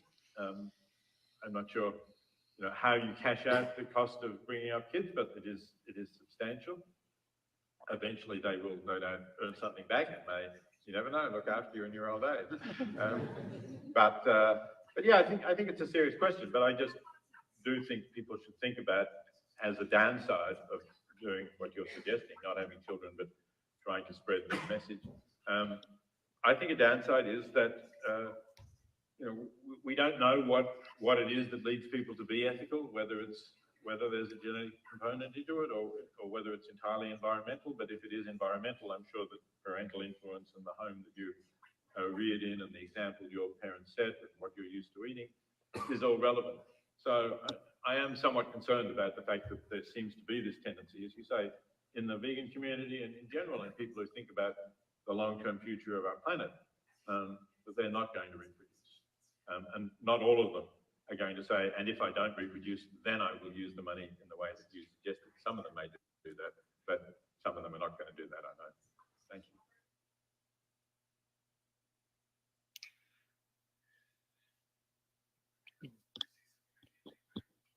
Beater singer.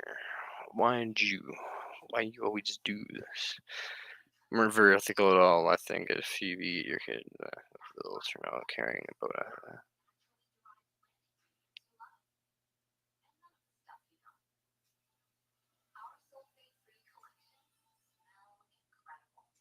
Basically, I don't think that either. I think it's just random coincidence of like biological factors combined with environmental factors. It's a mix of them both, and it's not one of either. It's not just like, oh, you're growing up in a great household, therefore you're a good person, and nor is it just genetics either. So, and I think it's more of a meme than genetic thing. It's more of something that's spread via ideas rather than something spread via genes, for sure. At least in terms of dietary stuff. Anyways, I'm gonna be right back and go to the bathroom and I'm gonna have a smoke break. But feel free to comment anything you want, and I will answer any questions. More than a meme than a gene. Yeah, exactly. ID. I'm gonna put on some music really quickly for y'all. That way it's not just boring.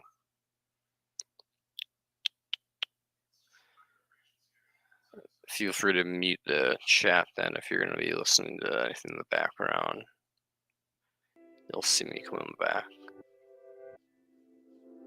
Hey, now that you have to, not really have to, watch a movie that I recommend.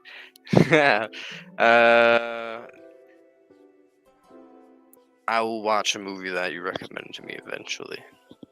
I have a couple screenshotted, so watch them eventually.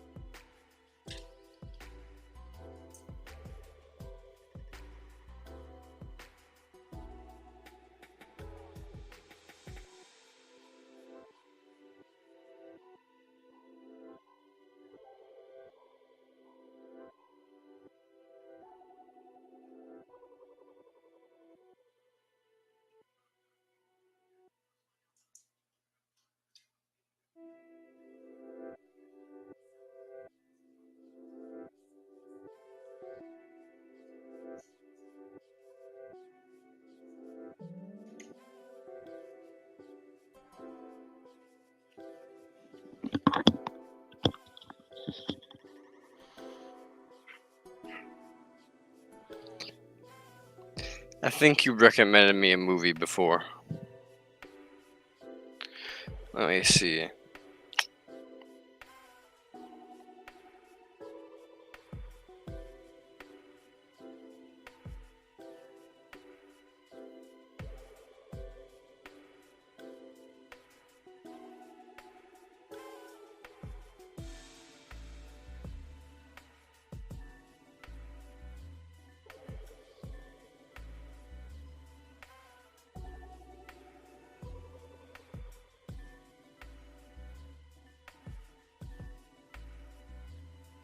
Hmm.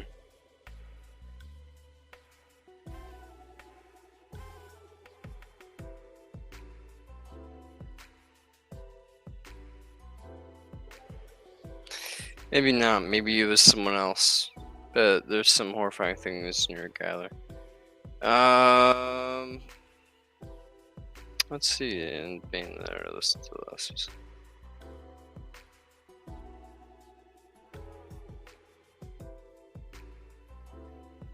Yeah, you've recommended Truman Show, Doce, New York, and Requiem for a Dream. You've recommended those 3 films to me. So those are my list of things to watch. Got that little screenshot right here. Look at that.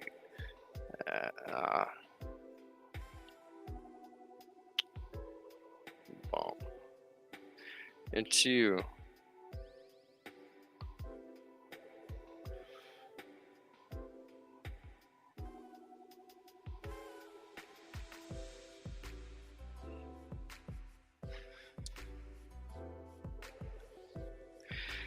But yeah, basically, I have basically a bunch of screenshotted things to be like, oh yeah, I should watch that.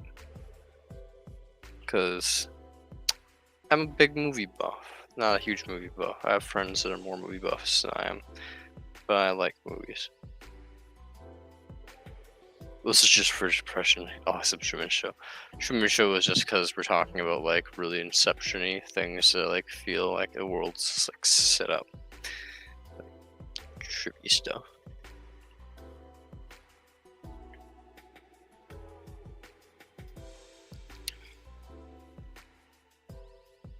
But what?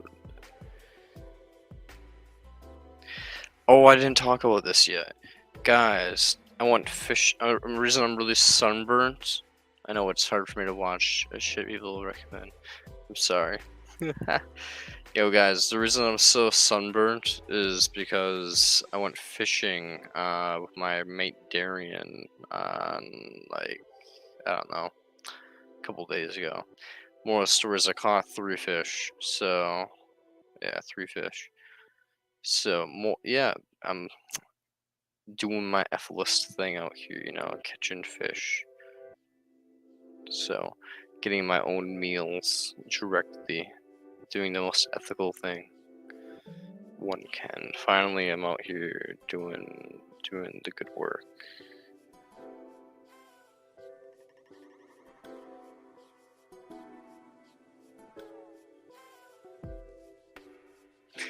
In terms of providing food for myself. For the biosphere. Hell yeah, man, for the biosphere. Fuck them fish.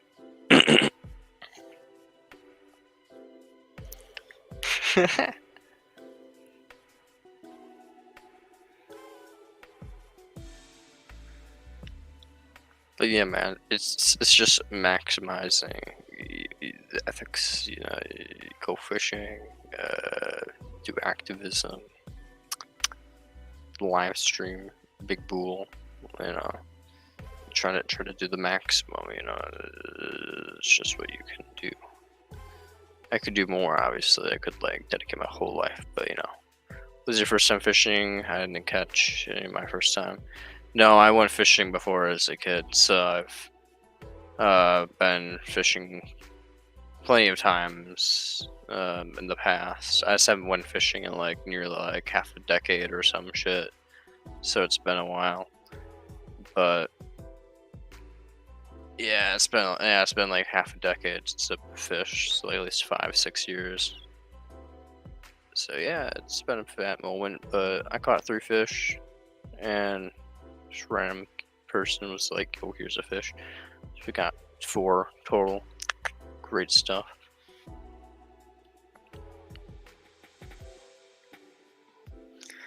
How did you kill it when you catch it? I mean, we just threw it in a bucket of ice, and I imagine it just kind of when the shock from the cold, and it kind of probably like passed out from like not being able to breathe, plus being in a cold temperature of an ice box.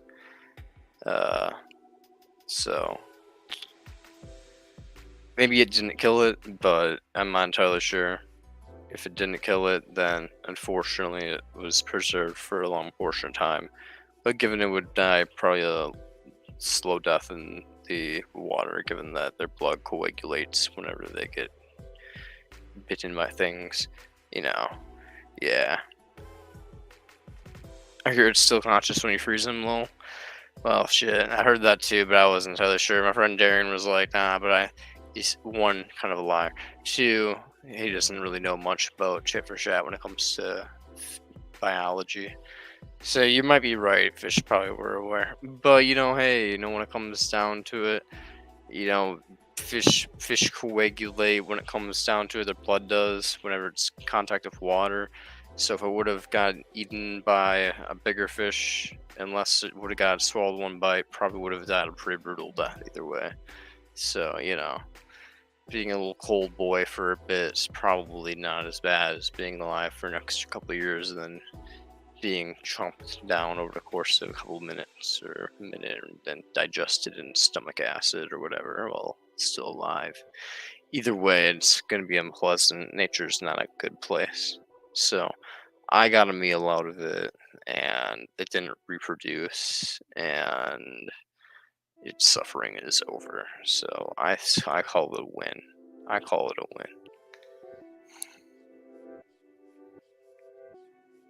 It was pretty tasty. Better have been tasty. But my friend also did had like the shittiest fucking knife ever. So like he did like the worst fillet I've ever seen. Like he actually was like pretty much cut one of the fish's heads off like an accident instead of like filleting it properly. And I was like, bro, how do you even manage that? Like I was watching him and I was like, excuse me, man. Like I know we're kind of in a hurry, but like what the fuck?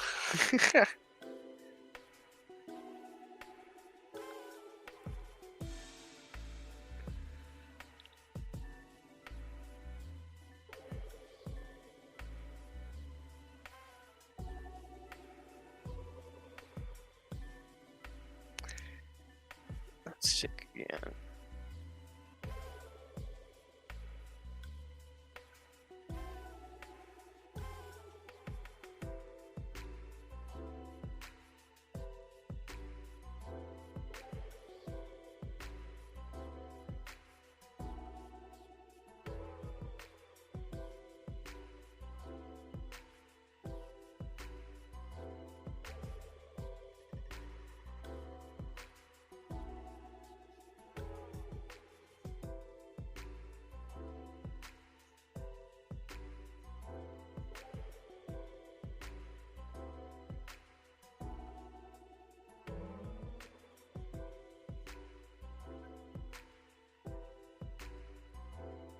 How do you have the energy to have so many acquaintances and never understand? I'm a social dude when it comes down to it. It's the perks of being kind of a psychopath. Plus just being social in general, I guess. I don't know, man. I just have had a couple different childhood friend groups, which all have had friends of themselves. And I had another friend group that I met, which also had a couple friends of themselves. And me being social enough happened to just, get involved in all of the groups. And it just so happened that I'm pretty good at getting all of the groups to get to know each other. And bang, bang, boom, me make all friend groups kind of become friends and ra cha cha cha cha. now it's really easy for all friend groups to hang out and be very social and have easy energy to hang out with a lot of different acquaintances, because all my acquaintances are cool to hang out with each other, basically, for the most part, besides a few exceptions. So, that's pretty much how that went down, all because of my... Damn, can I have you do that for me? Yeah, I did it for my own benefit, but I'm sure I could do it for other people's benefit if I really wanted to. But I did it for my own benefit, and it worked out pretty great. So, and it helps a bunch of people also branch out their friend groups. So, ayo. So it's like a symbiotic relationship.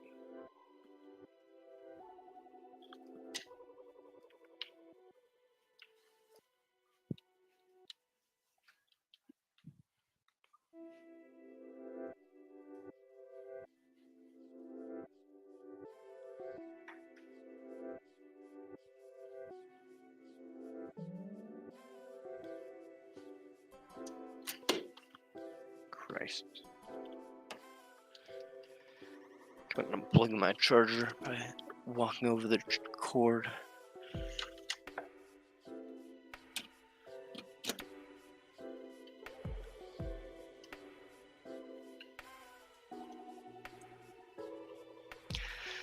Just got a weird craving to play God of War 2 again. I'm not gonna do that. But yeah, it's not that hard. You just have to find people that have mutual interests and then talk to them about those things. And then if they have more than 2 mutual interests, it's great, because say like smoking, perfect. A lot of people like to smoke. And then anime, or like,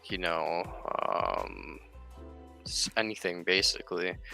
Just so as I have like 1 or 2 things that are mutual in common, you can basically just merge the groups. Well, I call it branching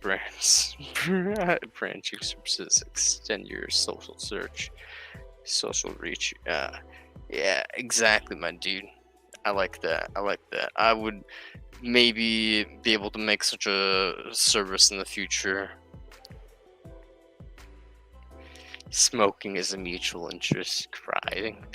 Yeah, it really is, man. I mean, it's the oldest time itself, man. People have always been Bayside outdoors. Does that say yeah, I'm gonna look up that website. 1 second.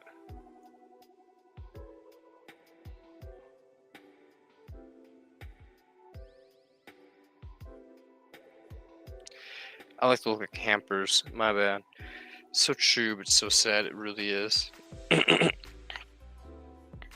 Watched an awesome video of like a bunch of dudes in Africa, just like, straight up was in the bush, just attacking baboons, and they're just smoking a doobie.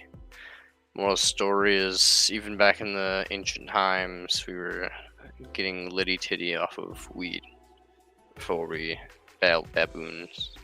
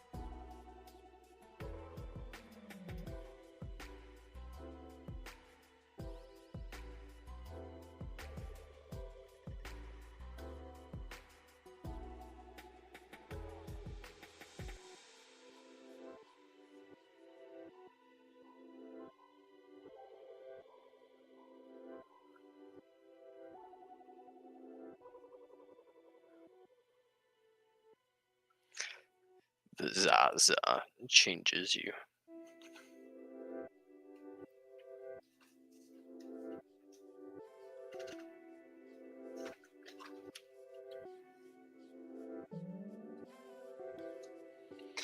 You work tomorrow?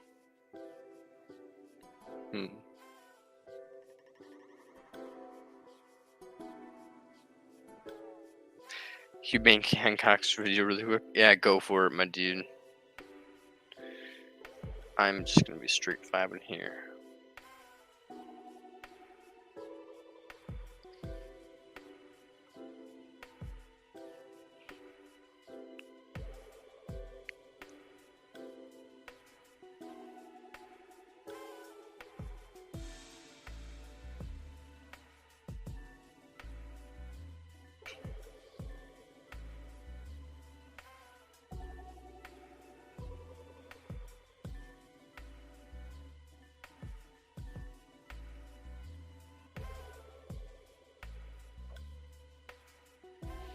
Yo guys, I just realized how broken my character is in D&D last session.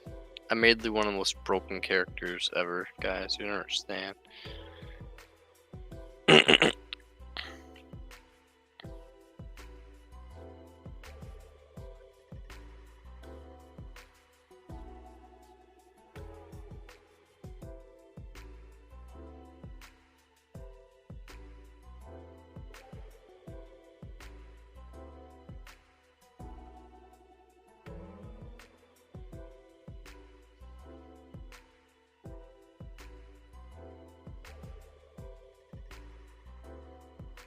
What you say? Oh, I said my character that I made in D&D is beyond broken. I don't know if do you know anything about Dungeons and Dragons? Are you aware of the Dungeons and Dragons?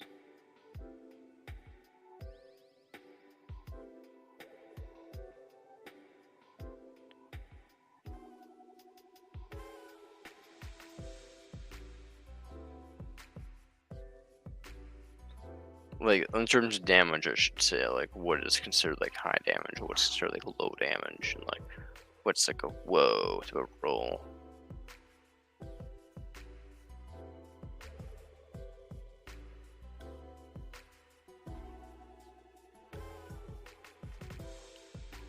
Have a good night.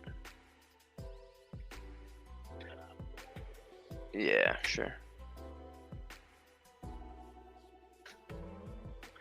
I just played it for fun, but okay. If you know a little bit, I know Nat 20 is good, though. Hey, fair enough. We were gonna share my character sheet. Let's just say I found out that, like, for the spell level, I have a spell that's really fucking cool called Steel Wind Strike. I just found out that I can do this thing fucking 3 times in one day, bro. A +7 to hit, which is really fucking good. And it does 60 damage. It does up to 60 damage. A minimum of 6. Now, if I am assassin, so I basically can get sneak attacks, which basically means it does a minimum of 60 damage, plus an extra 60-10. And I can do that 3 times a day. It's fucking wild, dude. And targets 5 people. It targets 5 people. So 6 times 5, it can do 300 damage 3 times a day. So I can do 900 damage just from my levels 5 spell slots. And then I have all level 4, all level 3, all level 2, and all level 1 spell slots just in there. It targets 5 people? What the fuck? Yeah, I know. it's quite literally one of the most broken spells in the game. You pair that with my sneak attack feature. Once per turn, you deal an extra 2d6 damage to one creature you hit with an attack with a finesse or ranged weapon. If you have advantage on the attack roll. You don't need advantage on the attack roll if another enemy at the target is within 5 feet and past it. That's pretty cool, right? So basically, whenever I use that, I'm technically using a weapon attack roll. Because I'm pretty sure it just counts as a weapon attack roll. Let's take a gander. If you flourish a weapon using the cast and strike 5 creatures with melee attack against each. Yeah, so it's a melee attack basically. So basically, it would proc my sneak attack for one of them. So for one of them, I get a sneak attack. If there's advantage, and I get advantage, basically, you have advantage in attack rolls against creatures that haven't taken a turn yet, and you score. Where is it? Right here.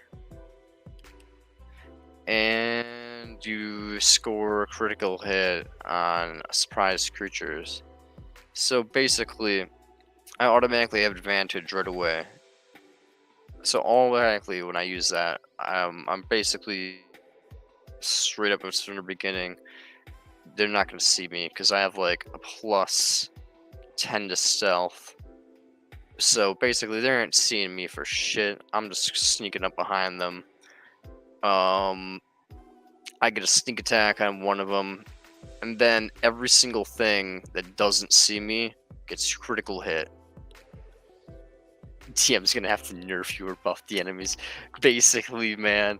That's kind of we're at the very end game, so he's just handing out legendary items and shit like that. He's buffing up all the enemies, and he's buffing up all the fellow party members, and I'm just sitting here like, all I need is this.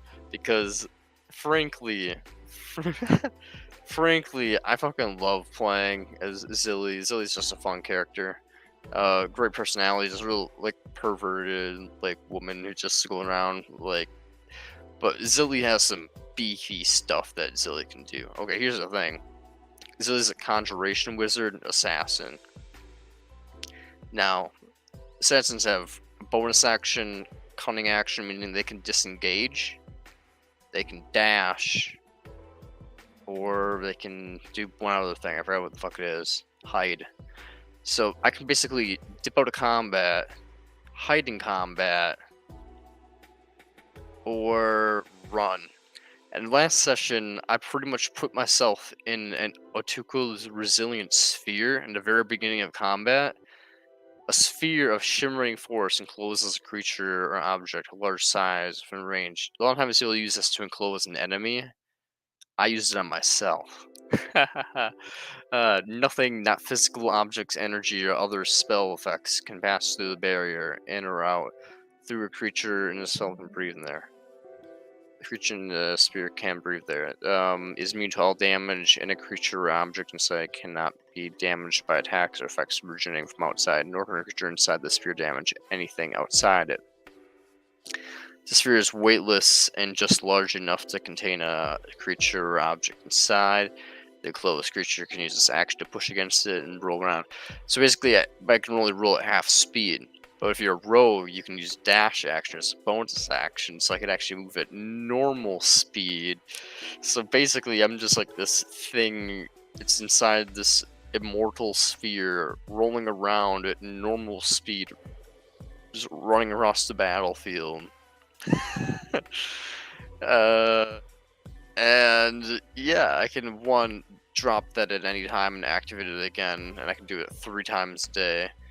But what's even greater about that is during the middle of the night, this combat session happened. It was like a surprise attack on us right after we got out of sleep, and I already had from the night before a Mordekai's Faithful Hound set up. So it was just an invisible, immortal phantom watchdog protecting the area. It only attacks things within 5 feet, so, no problem, just keep things out of the watchdog's range.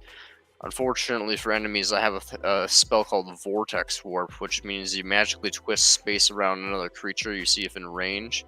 The target must succeed on a Constitution saving throw, or basically just be teleported. Well, hey man. I'm inside of a ball, and I don't need to do damage. I can't do damage to things, but I don't need to do damage. I just need to be able to see you and do my somatic components. That meets all the qualifications. Just teleporting things. I'm just teleporting things, basically, at my fucking hound and doing damage for me and stuff. It's just perfect. Zilly is like an absolute beast of a character.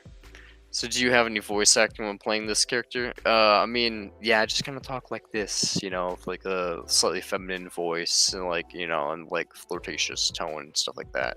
Basically, I just like like slightly roleplay as like, you know, like a woman, and then as when I'm playing like the buff dudes, I'm just like, yeah, man, like yeah, I'm just like I'm Ron Stone. I'm gonna beat the shit out of this man.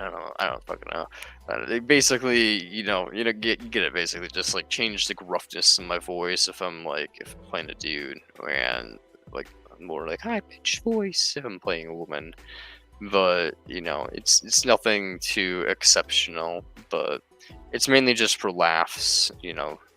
How many of your crew have you sexually assaulted?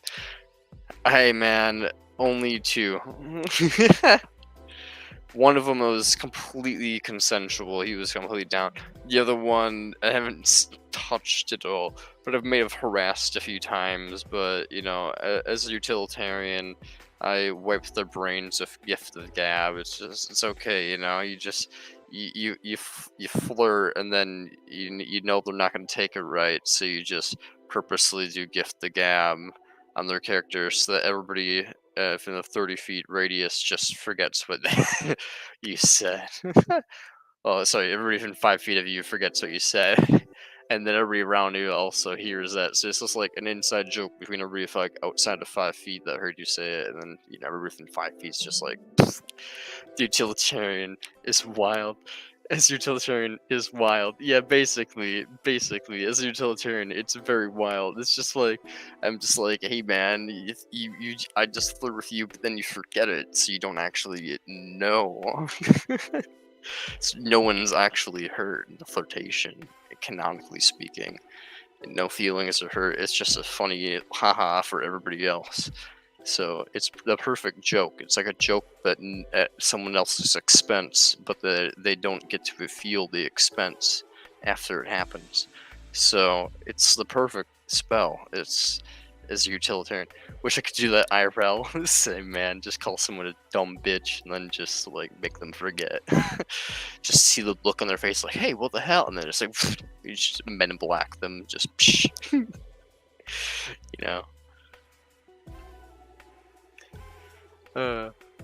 This really has so many fun spells. Athane's Mischief, Smell of Apple Pie. Everybody gets charmed by you. Bouquet flowers appear, and everybody gets and it sprays water in their face, and they're blinded. Everybody starts laughing and giggling. Difficult terrain of molasses. Zilly is just a really fun character to play. It's like a half human, half celestial, really big pervert. Literally fucked one of the party members inside of a Gulder's tower, which is like a giant magically constructed tower. Basically fucked one of the characters in the Gulder's tower, which was shaped as his own penis. So basically fucked the dude in a penis tower of his own cock. Fuck yeah, man.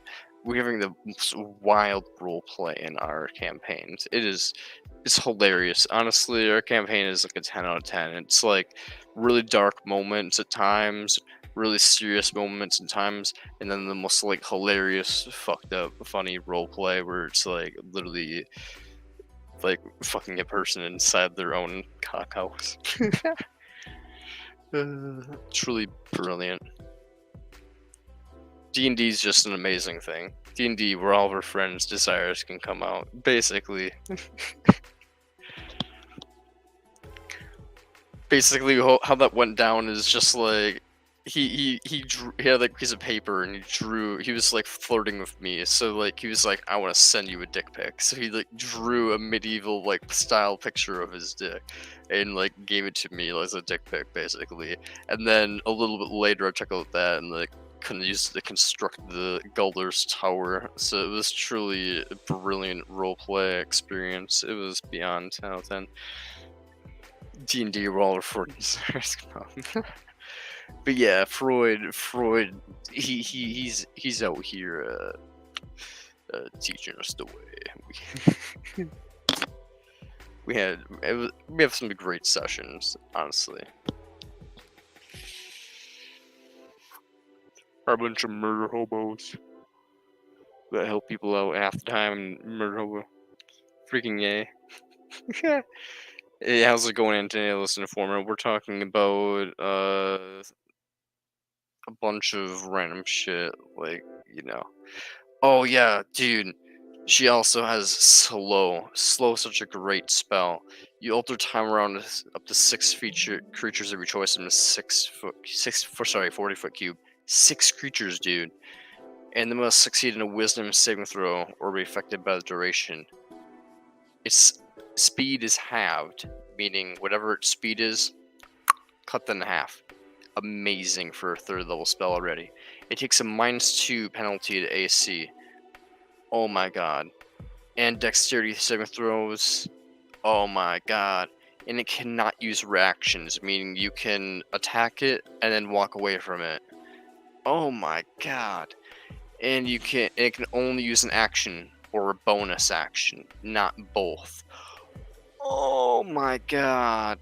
Regardless of the creature's abilities or magic items, it cannot make more than 1 melee or ranged attack. Meaning if it has 3 attacks in a turn, like some creatures do, some of them even have 4 or 5, it can only do 1. Oh my lord, that is the most broken thing ever. And if the creature attempts to cast a spell with a casting time of 1 action, it must roll a d20. On 11 or higher, the spell doesn't take effect until the creature's next turn. Oh, dude, it's like one of the most broken spells in the game. Getting ready for bed, informant? Amen. I'm gonna get ready for bed here pretty soon as well, but not for a little bit. I'm not very tired actually, so I'm feeling pretty good. I might drink a little bit, but that's probably not a smart thing to do. But also at the same time, who cares? It makes me tired, and at the same time, I'm not gonna do anything stupid. So I'm promised myself that, I'm praying to Allah. So you know, I'm just gonna potentially have a few swigs in a bit here, and then I'm gonna be like, the Riz will be going, and then I'll get tired, and I'll be like, time to go to sleep, and I'll feel good. I know the DM's gonna buff the hell out of the boss. Dude, here's the thing. I'm so good at playing D&D. Even when this character was handcrafted. This character was handcrafted for the end game. But my previous character was just a straight knowledge cleric, which is like a rank C character basically. I'm just really good at understanding like how to make like builds work really well.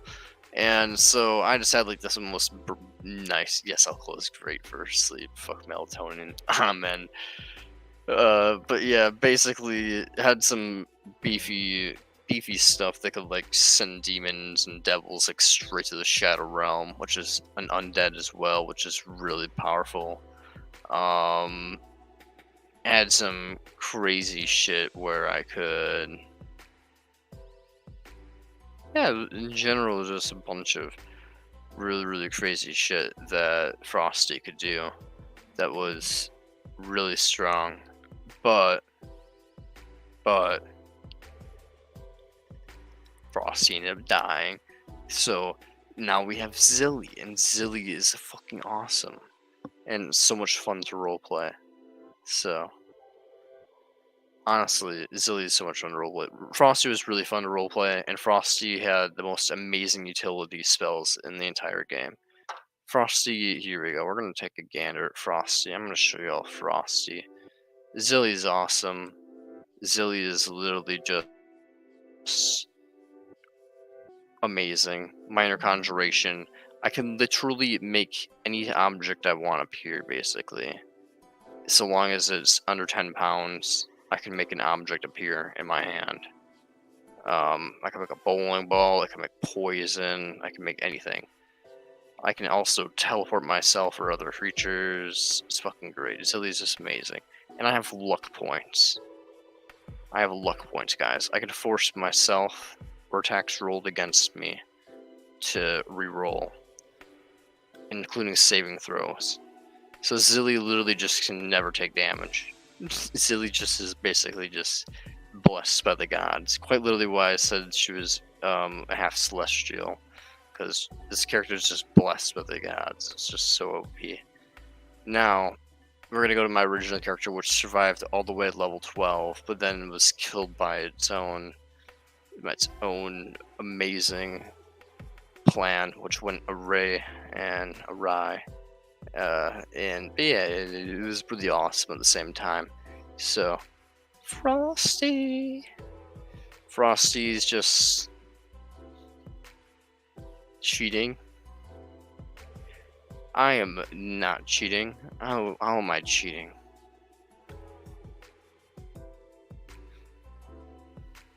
Frosty's dead, by the way. Frosty's just... We keep Frosty's character sheet here because Frosty's just beautiful. Look at this. Dispel evil and good. Best thing. Had a +9 to hit. +9 to hit. Dude. A +9 is insane. And +9 to hit on a spell that automatically sends something to out of the game, basically just deletes it from existence like that. It's like a +9 to hit, and then they have to do is succeed in the 17 saving throw. So it's just like instant fuck. And that was really, really strong. But really what I was hoping was in the very end, one more day, if Frosty would have lived one more day, we would have found out where we probably would have leveled up to level 13. Because where is it? I don't even fucking know. Basically I have a spell that allows me to... Frosty's just a pile of melting stone now. Yeah, Frosty was a bird folk, well, an owl folk. Now he's just a pile of melted snow. He got killed by some flame skulls that melted him down. He could do some beefy shit like 8d10 damage to one person. Not even remotely as powerful as Silly, but one of the cool... What? Yeah, I know. Thank you. But yeah, basically he could do a lot of crazy shit. He could use a command spell, which could make like, dude, you know how beefy the command spell is? This allows you to speak one word to a creature. So basically at 6th level, 6 creatures, you can make 6 creatures all fall prone and end turn. Falling prone gives advantage to everybody, and it wastes its entire turn. So 6th level, I can like basically take 6 creatures in range that understand English or Dwarvish, Giant, Gnomish, Marquesian, or Uncommon, and just make them all just drop to their knees and sit there like in the ground, and then just get their heads chopped off or some shit, you know, at one party. It's quite literally Frosty was like a fucking powerhouse also. And Frosty literally had like this thing called Find the Path, and Find the Path allows you to find the path. Do exactly that. It allows you to basically just find whatever objective you wish. So we were going to use that to basically find the main boss hero person of this campaign and rhythm, which probably would have been the next milestone. But then Frosty got himself killed. So we're probably never going to get that milestone, but if we do, it'd be pretty fucking awesome. So who knows how that'll work, but...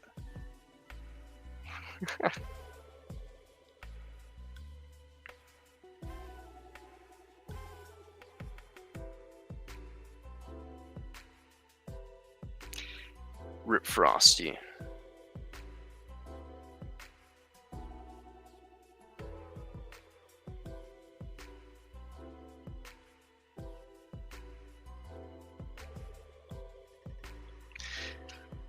Currently playing Ron Stone, which is what I'm playing today, and Zilly. There's the copy of Zilly right here. Okay.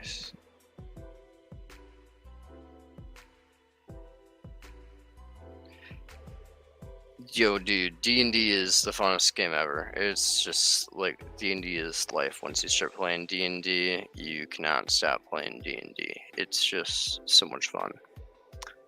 But that's all I'm gonna say.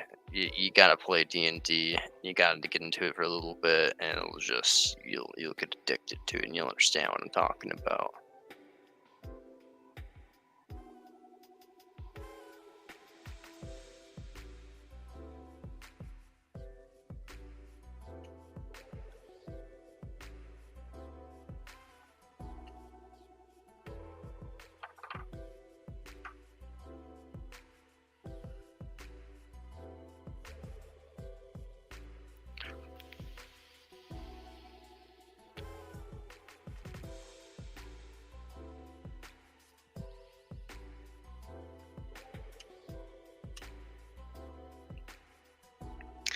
Oh, you've been addicted in the past? I'll trust you.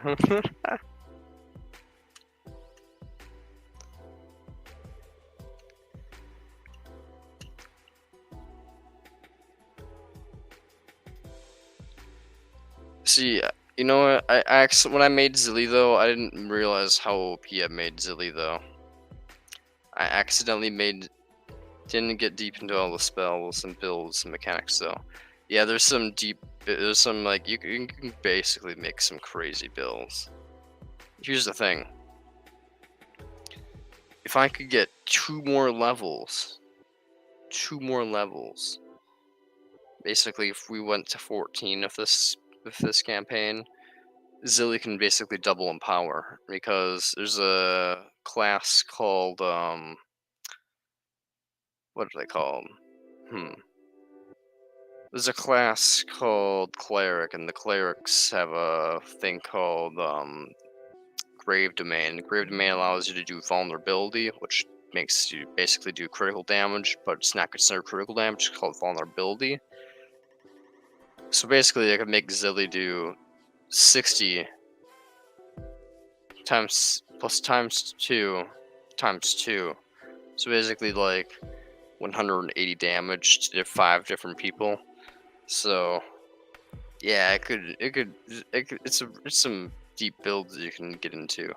But when I made Zilly for the first time, I didn't realize how strong Zilly actually was, because Still Wind Strike, I knew that was huge. I thought I could do this once a day,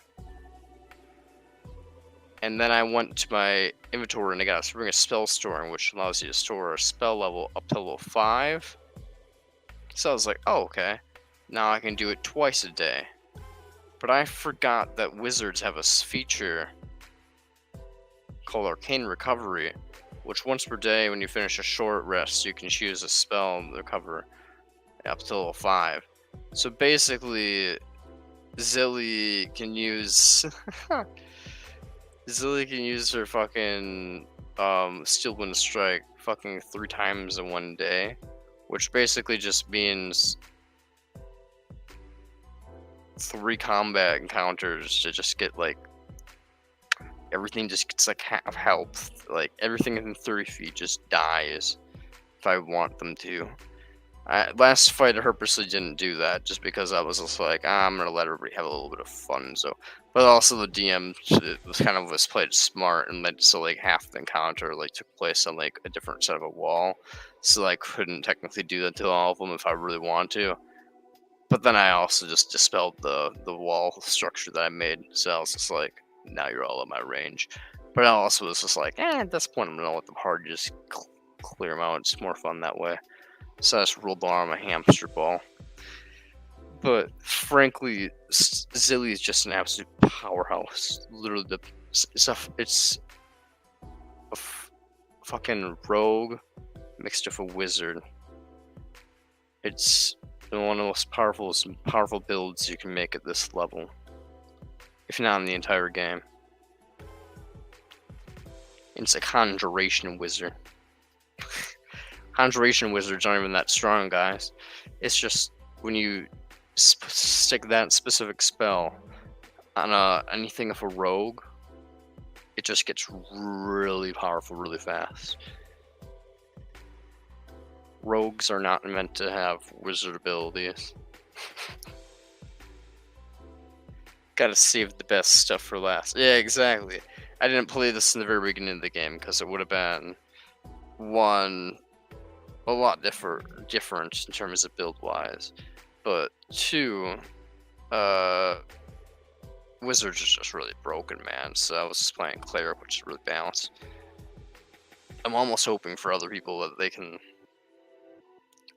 Well, actually, no. They just gave Drakir a legendary item. I'm sure he's gonna be kicking ass now. But yeah, a lot of the party has legendary items. Honestly, I'm like the only character that doesn't have a legendary item, but I don't need a legendary item because my character just has like some legendary fucking skills. I literally have an immortal hound. I have an immortal ball. I can teleport. I can conjure up objects, poison, anything that's physical and material that weighs less than 10 pounds. And I can basically annihilate 5 creatures within 30 feet of me, in every single direction, and then get a free teleport action as well whenever I do so. Which also restarts my teleport because it's a conjuration spell. So basically, Zilly is just amazing. The only thing better than Zilly, nothing's better than Zilly, but the only thing better in terms of roleplay than Zilly, in terms of potential roleplay, is my boy. Where are you? Oliver. I want to play Oliver so bad. Oliver seems like so much fun. Just a crazy mad cultist that just fucking goes around like a schizo, just rambling about the chained god, trying to turn things into stone and stuff. Just fuck yeah. Anyways, everybody is gone to sleep.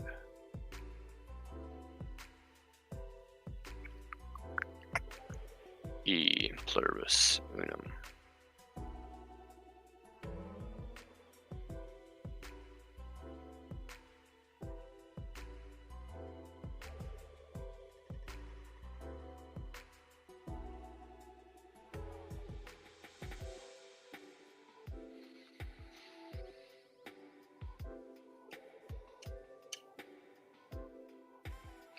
That was a nice little rant about D&D.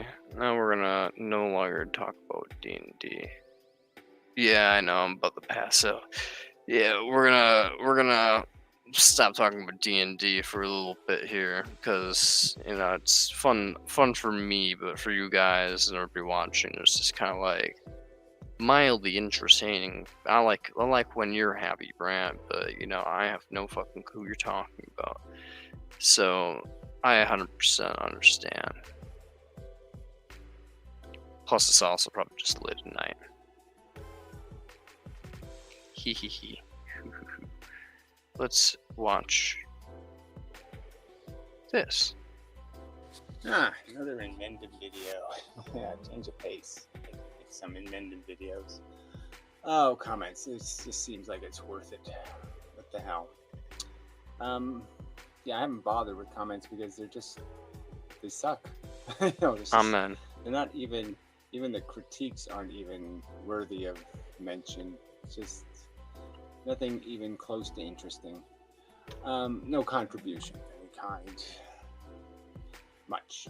I mean, except for the one guy who actually posts the indexes. You know, he puts time codes and quotes from videos, which is incredibly helpful.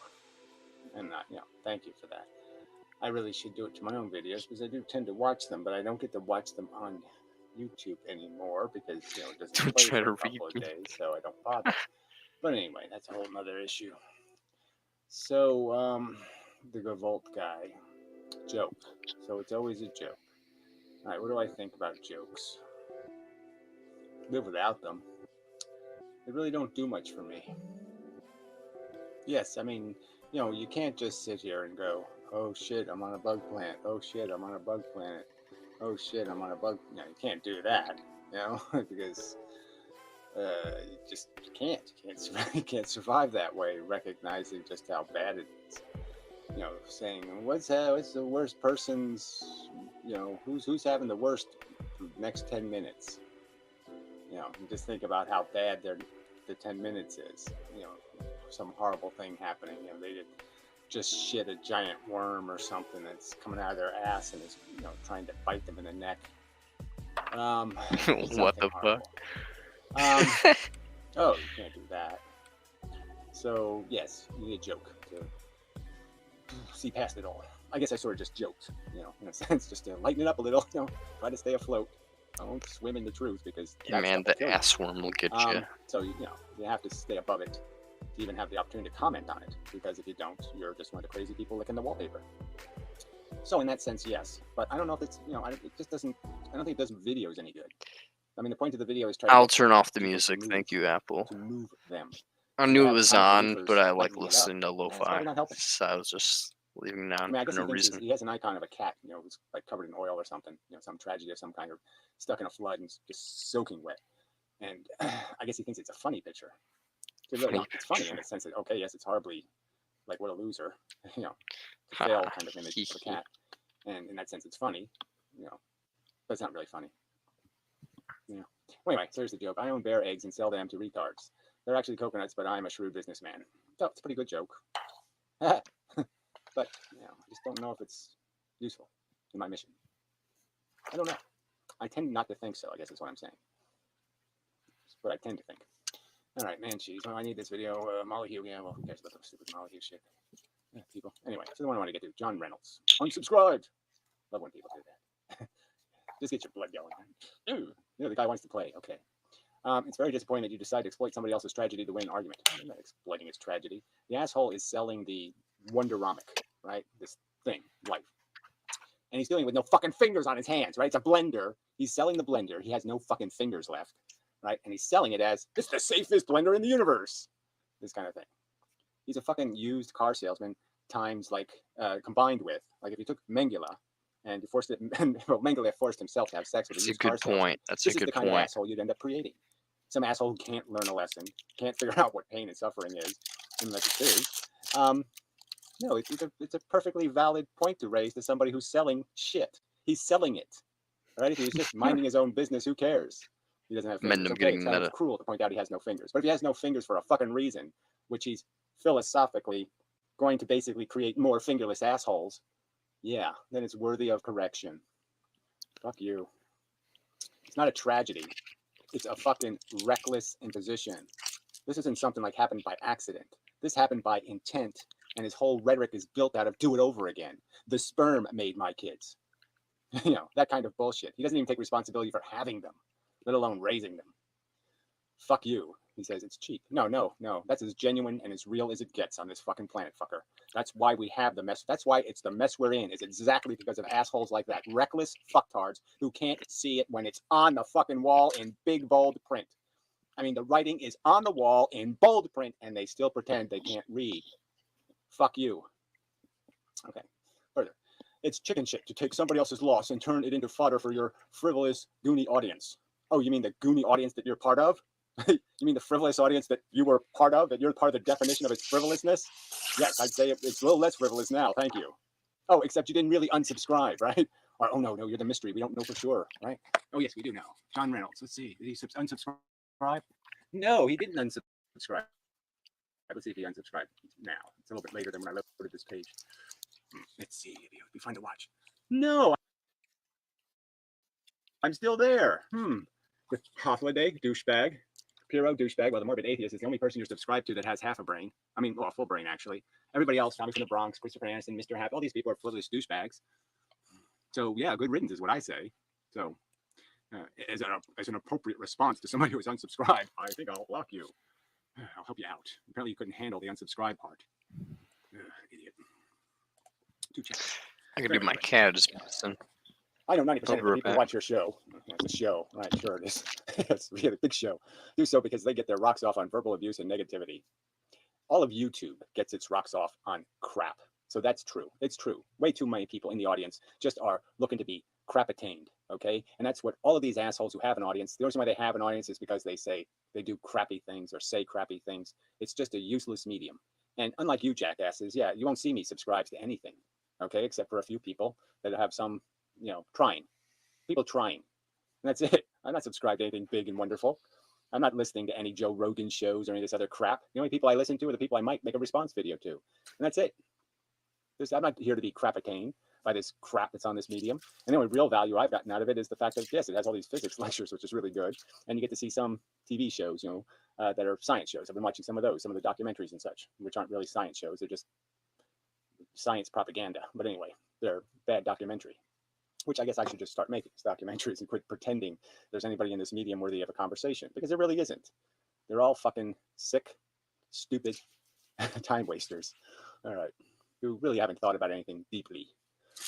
Anyway, because they get their rocks of verb there. It's like reality TV for them. Yes, and you were one of the audience of crapheads. And their arguments with you are probably superficial anyway. Well, certainly their counter arguments are superficial, and certainly your argument that I shouldn't point out that the guy selling the blender doesn't have any fingers, the safe blender, the safe ironic. No, ain't so safe. Just because you can take these kinds of cheap shots, well, again, in my opinion, they're really valid shots to take to people who are causing the problem. The asshole, glib, reckless fucks are causing all the problems in the world. The people who don't think about anything, they come up with wacky ideas. Let's just tax the land because the rich have land. Why don't you just tax gold because the rich have a lot of gold? That'll solve the problem. They won't sell it. No, they're not smart enough to figure out that, hey, if I sell this gold, I won't get taxed. No, they're not smart enough to figure that out. Oof. Yeah, whatever. Anyway, cheap shots to win over less sophisticated members of your fan base doesn't mean you should. Well, again, I wasn't looking to win anybody over. I was looking to point out to people who think this glib, reckless philosophy works. I was just making sure they understand. Look at the people who think it works. Look at their lives. Would you want to live their lives? Would you want to be their prodigy? It makes you look like a jackass when you resort to low tactics like that instead of sticking with the philosophical ideas of letting those speak for themselves. If the ideas are speaking for themselves, why do I need to speak for them? So I guess that would be kind of silly. And apparently, as been pointing out, you really have to rub it in people's faces or they don't get it. The whole point is this idiot who doesn't have any fingers left still can't figure out, not only should he not use the blender, he shouldn't be selling it to anybody. That's a really bad thing to do. He can't figure that the fuck out, you retard. And nobody should point that out? No, I think somebody should point that out. I used to find some of your commentary interesting. Well, guess what? I didn't care. Yeah, that's right. I found it interesting, and that's all that matters. My standards are higher than yours, no doubt. And I put my stamp of approval on my content, so that's all it needs. Once it's got my stamp on it, it doesn't need any other stamps. Mine's the good one. And agreed with you on many topics. Well, again, who cares? But that's over. Good. Oh, yeah. It would be a tragedy if you had your own philosophy that actually meant something to you. Instead, it's much better that you go find somebody else to be a sycophant to and see live their philosophy for them. I mean, it's just a stupid piece of rhetoric. Oh, let's blame the philosophy on the messenger. Yes. If the messenger's a fool, the philosophy's a fool. No. And there are anti-nihilists that I like. Well, I didn't see you subscribe to any but two. I didn't see you subscribe to Old Fan, one of the best. So you suck. And who are well-spoken to make valid appeals, like Benatar. Well, you're not subscribed to him because his appeals are made in, like, the middle of nowhere to no one. Who also doesn't feel compelled to kill innocent, healthy cats. So here we're back to this shit again. In his neighborhood. But that's not you. We don't know what Benatar supports in terms of what he would vote for. So again, the fact that Benatar is a pussy, okay, and it's better never to have been, except when it's cats. Okay, yes, it's better that you force them to be. Yeah. And bears. And elephants. And, well, if you can't stop them, join them. I mean, a solution is nothing because he's afraid to have a solution because it's a very difficult problem. I mean, quite obviously, you have to do a very negative thing to have a very positive result. It's like giving people vaccinations. Now, the few people who are going to have some kind of wacky allergic reaction and die or suffocate or do something horrible, that will be awful. But I mean, what you're doing is trying to prevent a much larger toll in suffering and torment and horror. And yeah, it's ugly doing good is an unpleasant job. And you want to just pretend, no, it can all be good. It can all be happily ever after because as long as we don't watch it die, it doesn't die. That's all you're doing. You don't represent any good stand of any philosophy. Well, just before you said I did, but then, okay, now you're saying the whole philosophy is wrong because you don't like my stand on preventing cat harm. Okay. Because you low life. You a low life. You're a low life. You're a stupid life, a wasted life. Anyway, I encourage anybody that feels the same. So now you're doing encouraging things. So that does put you in a position where now you can be ridiculed, of course. I encourage anybody that feels the same way to unsubscribe to you. Yes, I encourage anybody who doesn't agree with me. Yes, please unsubscribe. What's the point? And if you do agree with me, make videos, do something. At least put a banner on your page that has something to do with the subject. This asshole didn't do anything ever. So the whole time he believed what I was saying, the whole time he thought I was insightful, he couldn't even make an icon. He couldn't do a damn thing to say, yeah, I'm with him. Yeah, let's stop these life lovers, these blender sellers. Let's stop the blender sellers. You could at least put that in a banner or something. Nothing. He did absolutely nothing. And yet he says he was on our side. I don't think so. And you clearly haven't thought through the implications of your own bullshit. In what respect? I guess we're going to hear that now. I don't think so. If a death is tragic, well, no, a death is only tragic because of the complications of death. I die, let's say tomorrow. Well, there's 3 cats outside that ain't going to get fed in the morning. And then they might not get fed at night. And they might not get ever fed by a human being ever again. And they might come back to this door day after day after day and not get fed. And the blind one is certainly fucked. Okay, the blind one is fucked. He's just going to be in a terrible position. So my death will cause that tragedy. And then there's some people I know and are associated with who are sort of dependent on me for certain things. I help out in different ways. And they're fucked in the sense that whatever my contribution is to making their life easier, no, that ain't going to happen anymore. So death is complicated in the sense that it can have implications. And then there's the whole way you die. So it's not a simple question. Like all death is tragic. That would be stupid to say. So if we could say that there was 10 people, average human beings, and you were going to kill 5 of them, right? There's 5 that you could probably predict weren't going to do too well over the next 10 years anyway, that their life wasn't going anywhere, right? Now you know it. There's people who are probably not going to benefit from being alive anymore. If they died tomorrow, it would probably be the best thing they could possibly do, because they're just going to get that cancer diagnosis. They're going to get some other bullshit, and it ain't going to, they're going to get Pretty caught by the much. cops. You know, because somebody's going to call the cops on them, and you know, their life is going to be ruined. And so they'd be better off if they drop dead. And so it's going to be a truth. Now you're going to pretend it's not truth. Of course it's a truth. All right, anyway. If a death is tragic, death just represents the process. Death is just this thing where you have to go through this process of dying. So in that sense, it's a generic bad thing that you bring up in Well, conversation. When you want to represent something as bad, you talk about death, because death usually, well, maybe for most people, but I guess maybe it's not true. So maybe I should never use death as an example of a bad.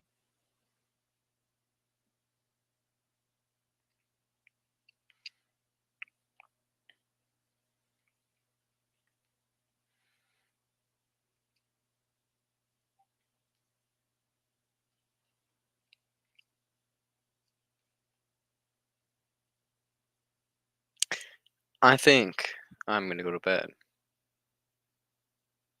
Yeah, I'm gonna go to bed. It was a good little broadcast for 2 hours and 35 minutes, but 2 hours and 30 minutes is enough for me. Ciao, y'all, if anybody's watching still.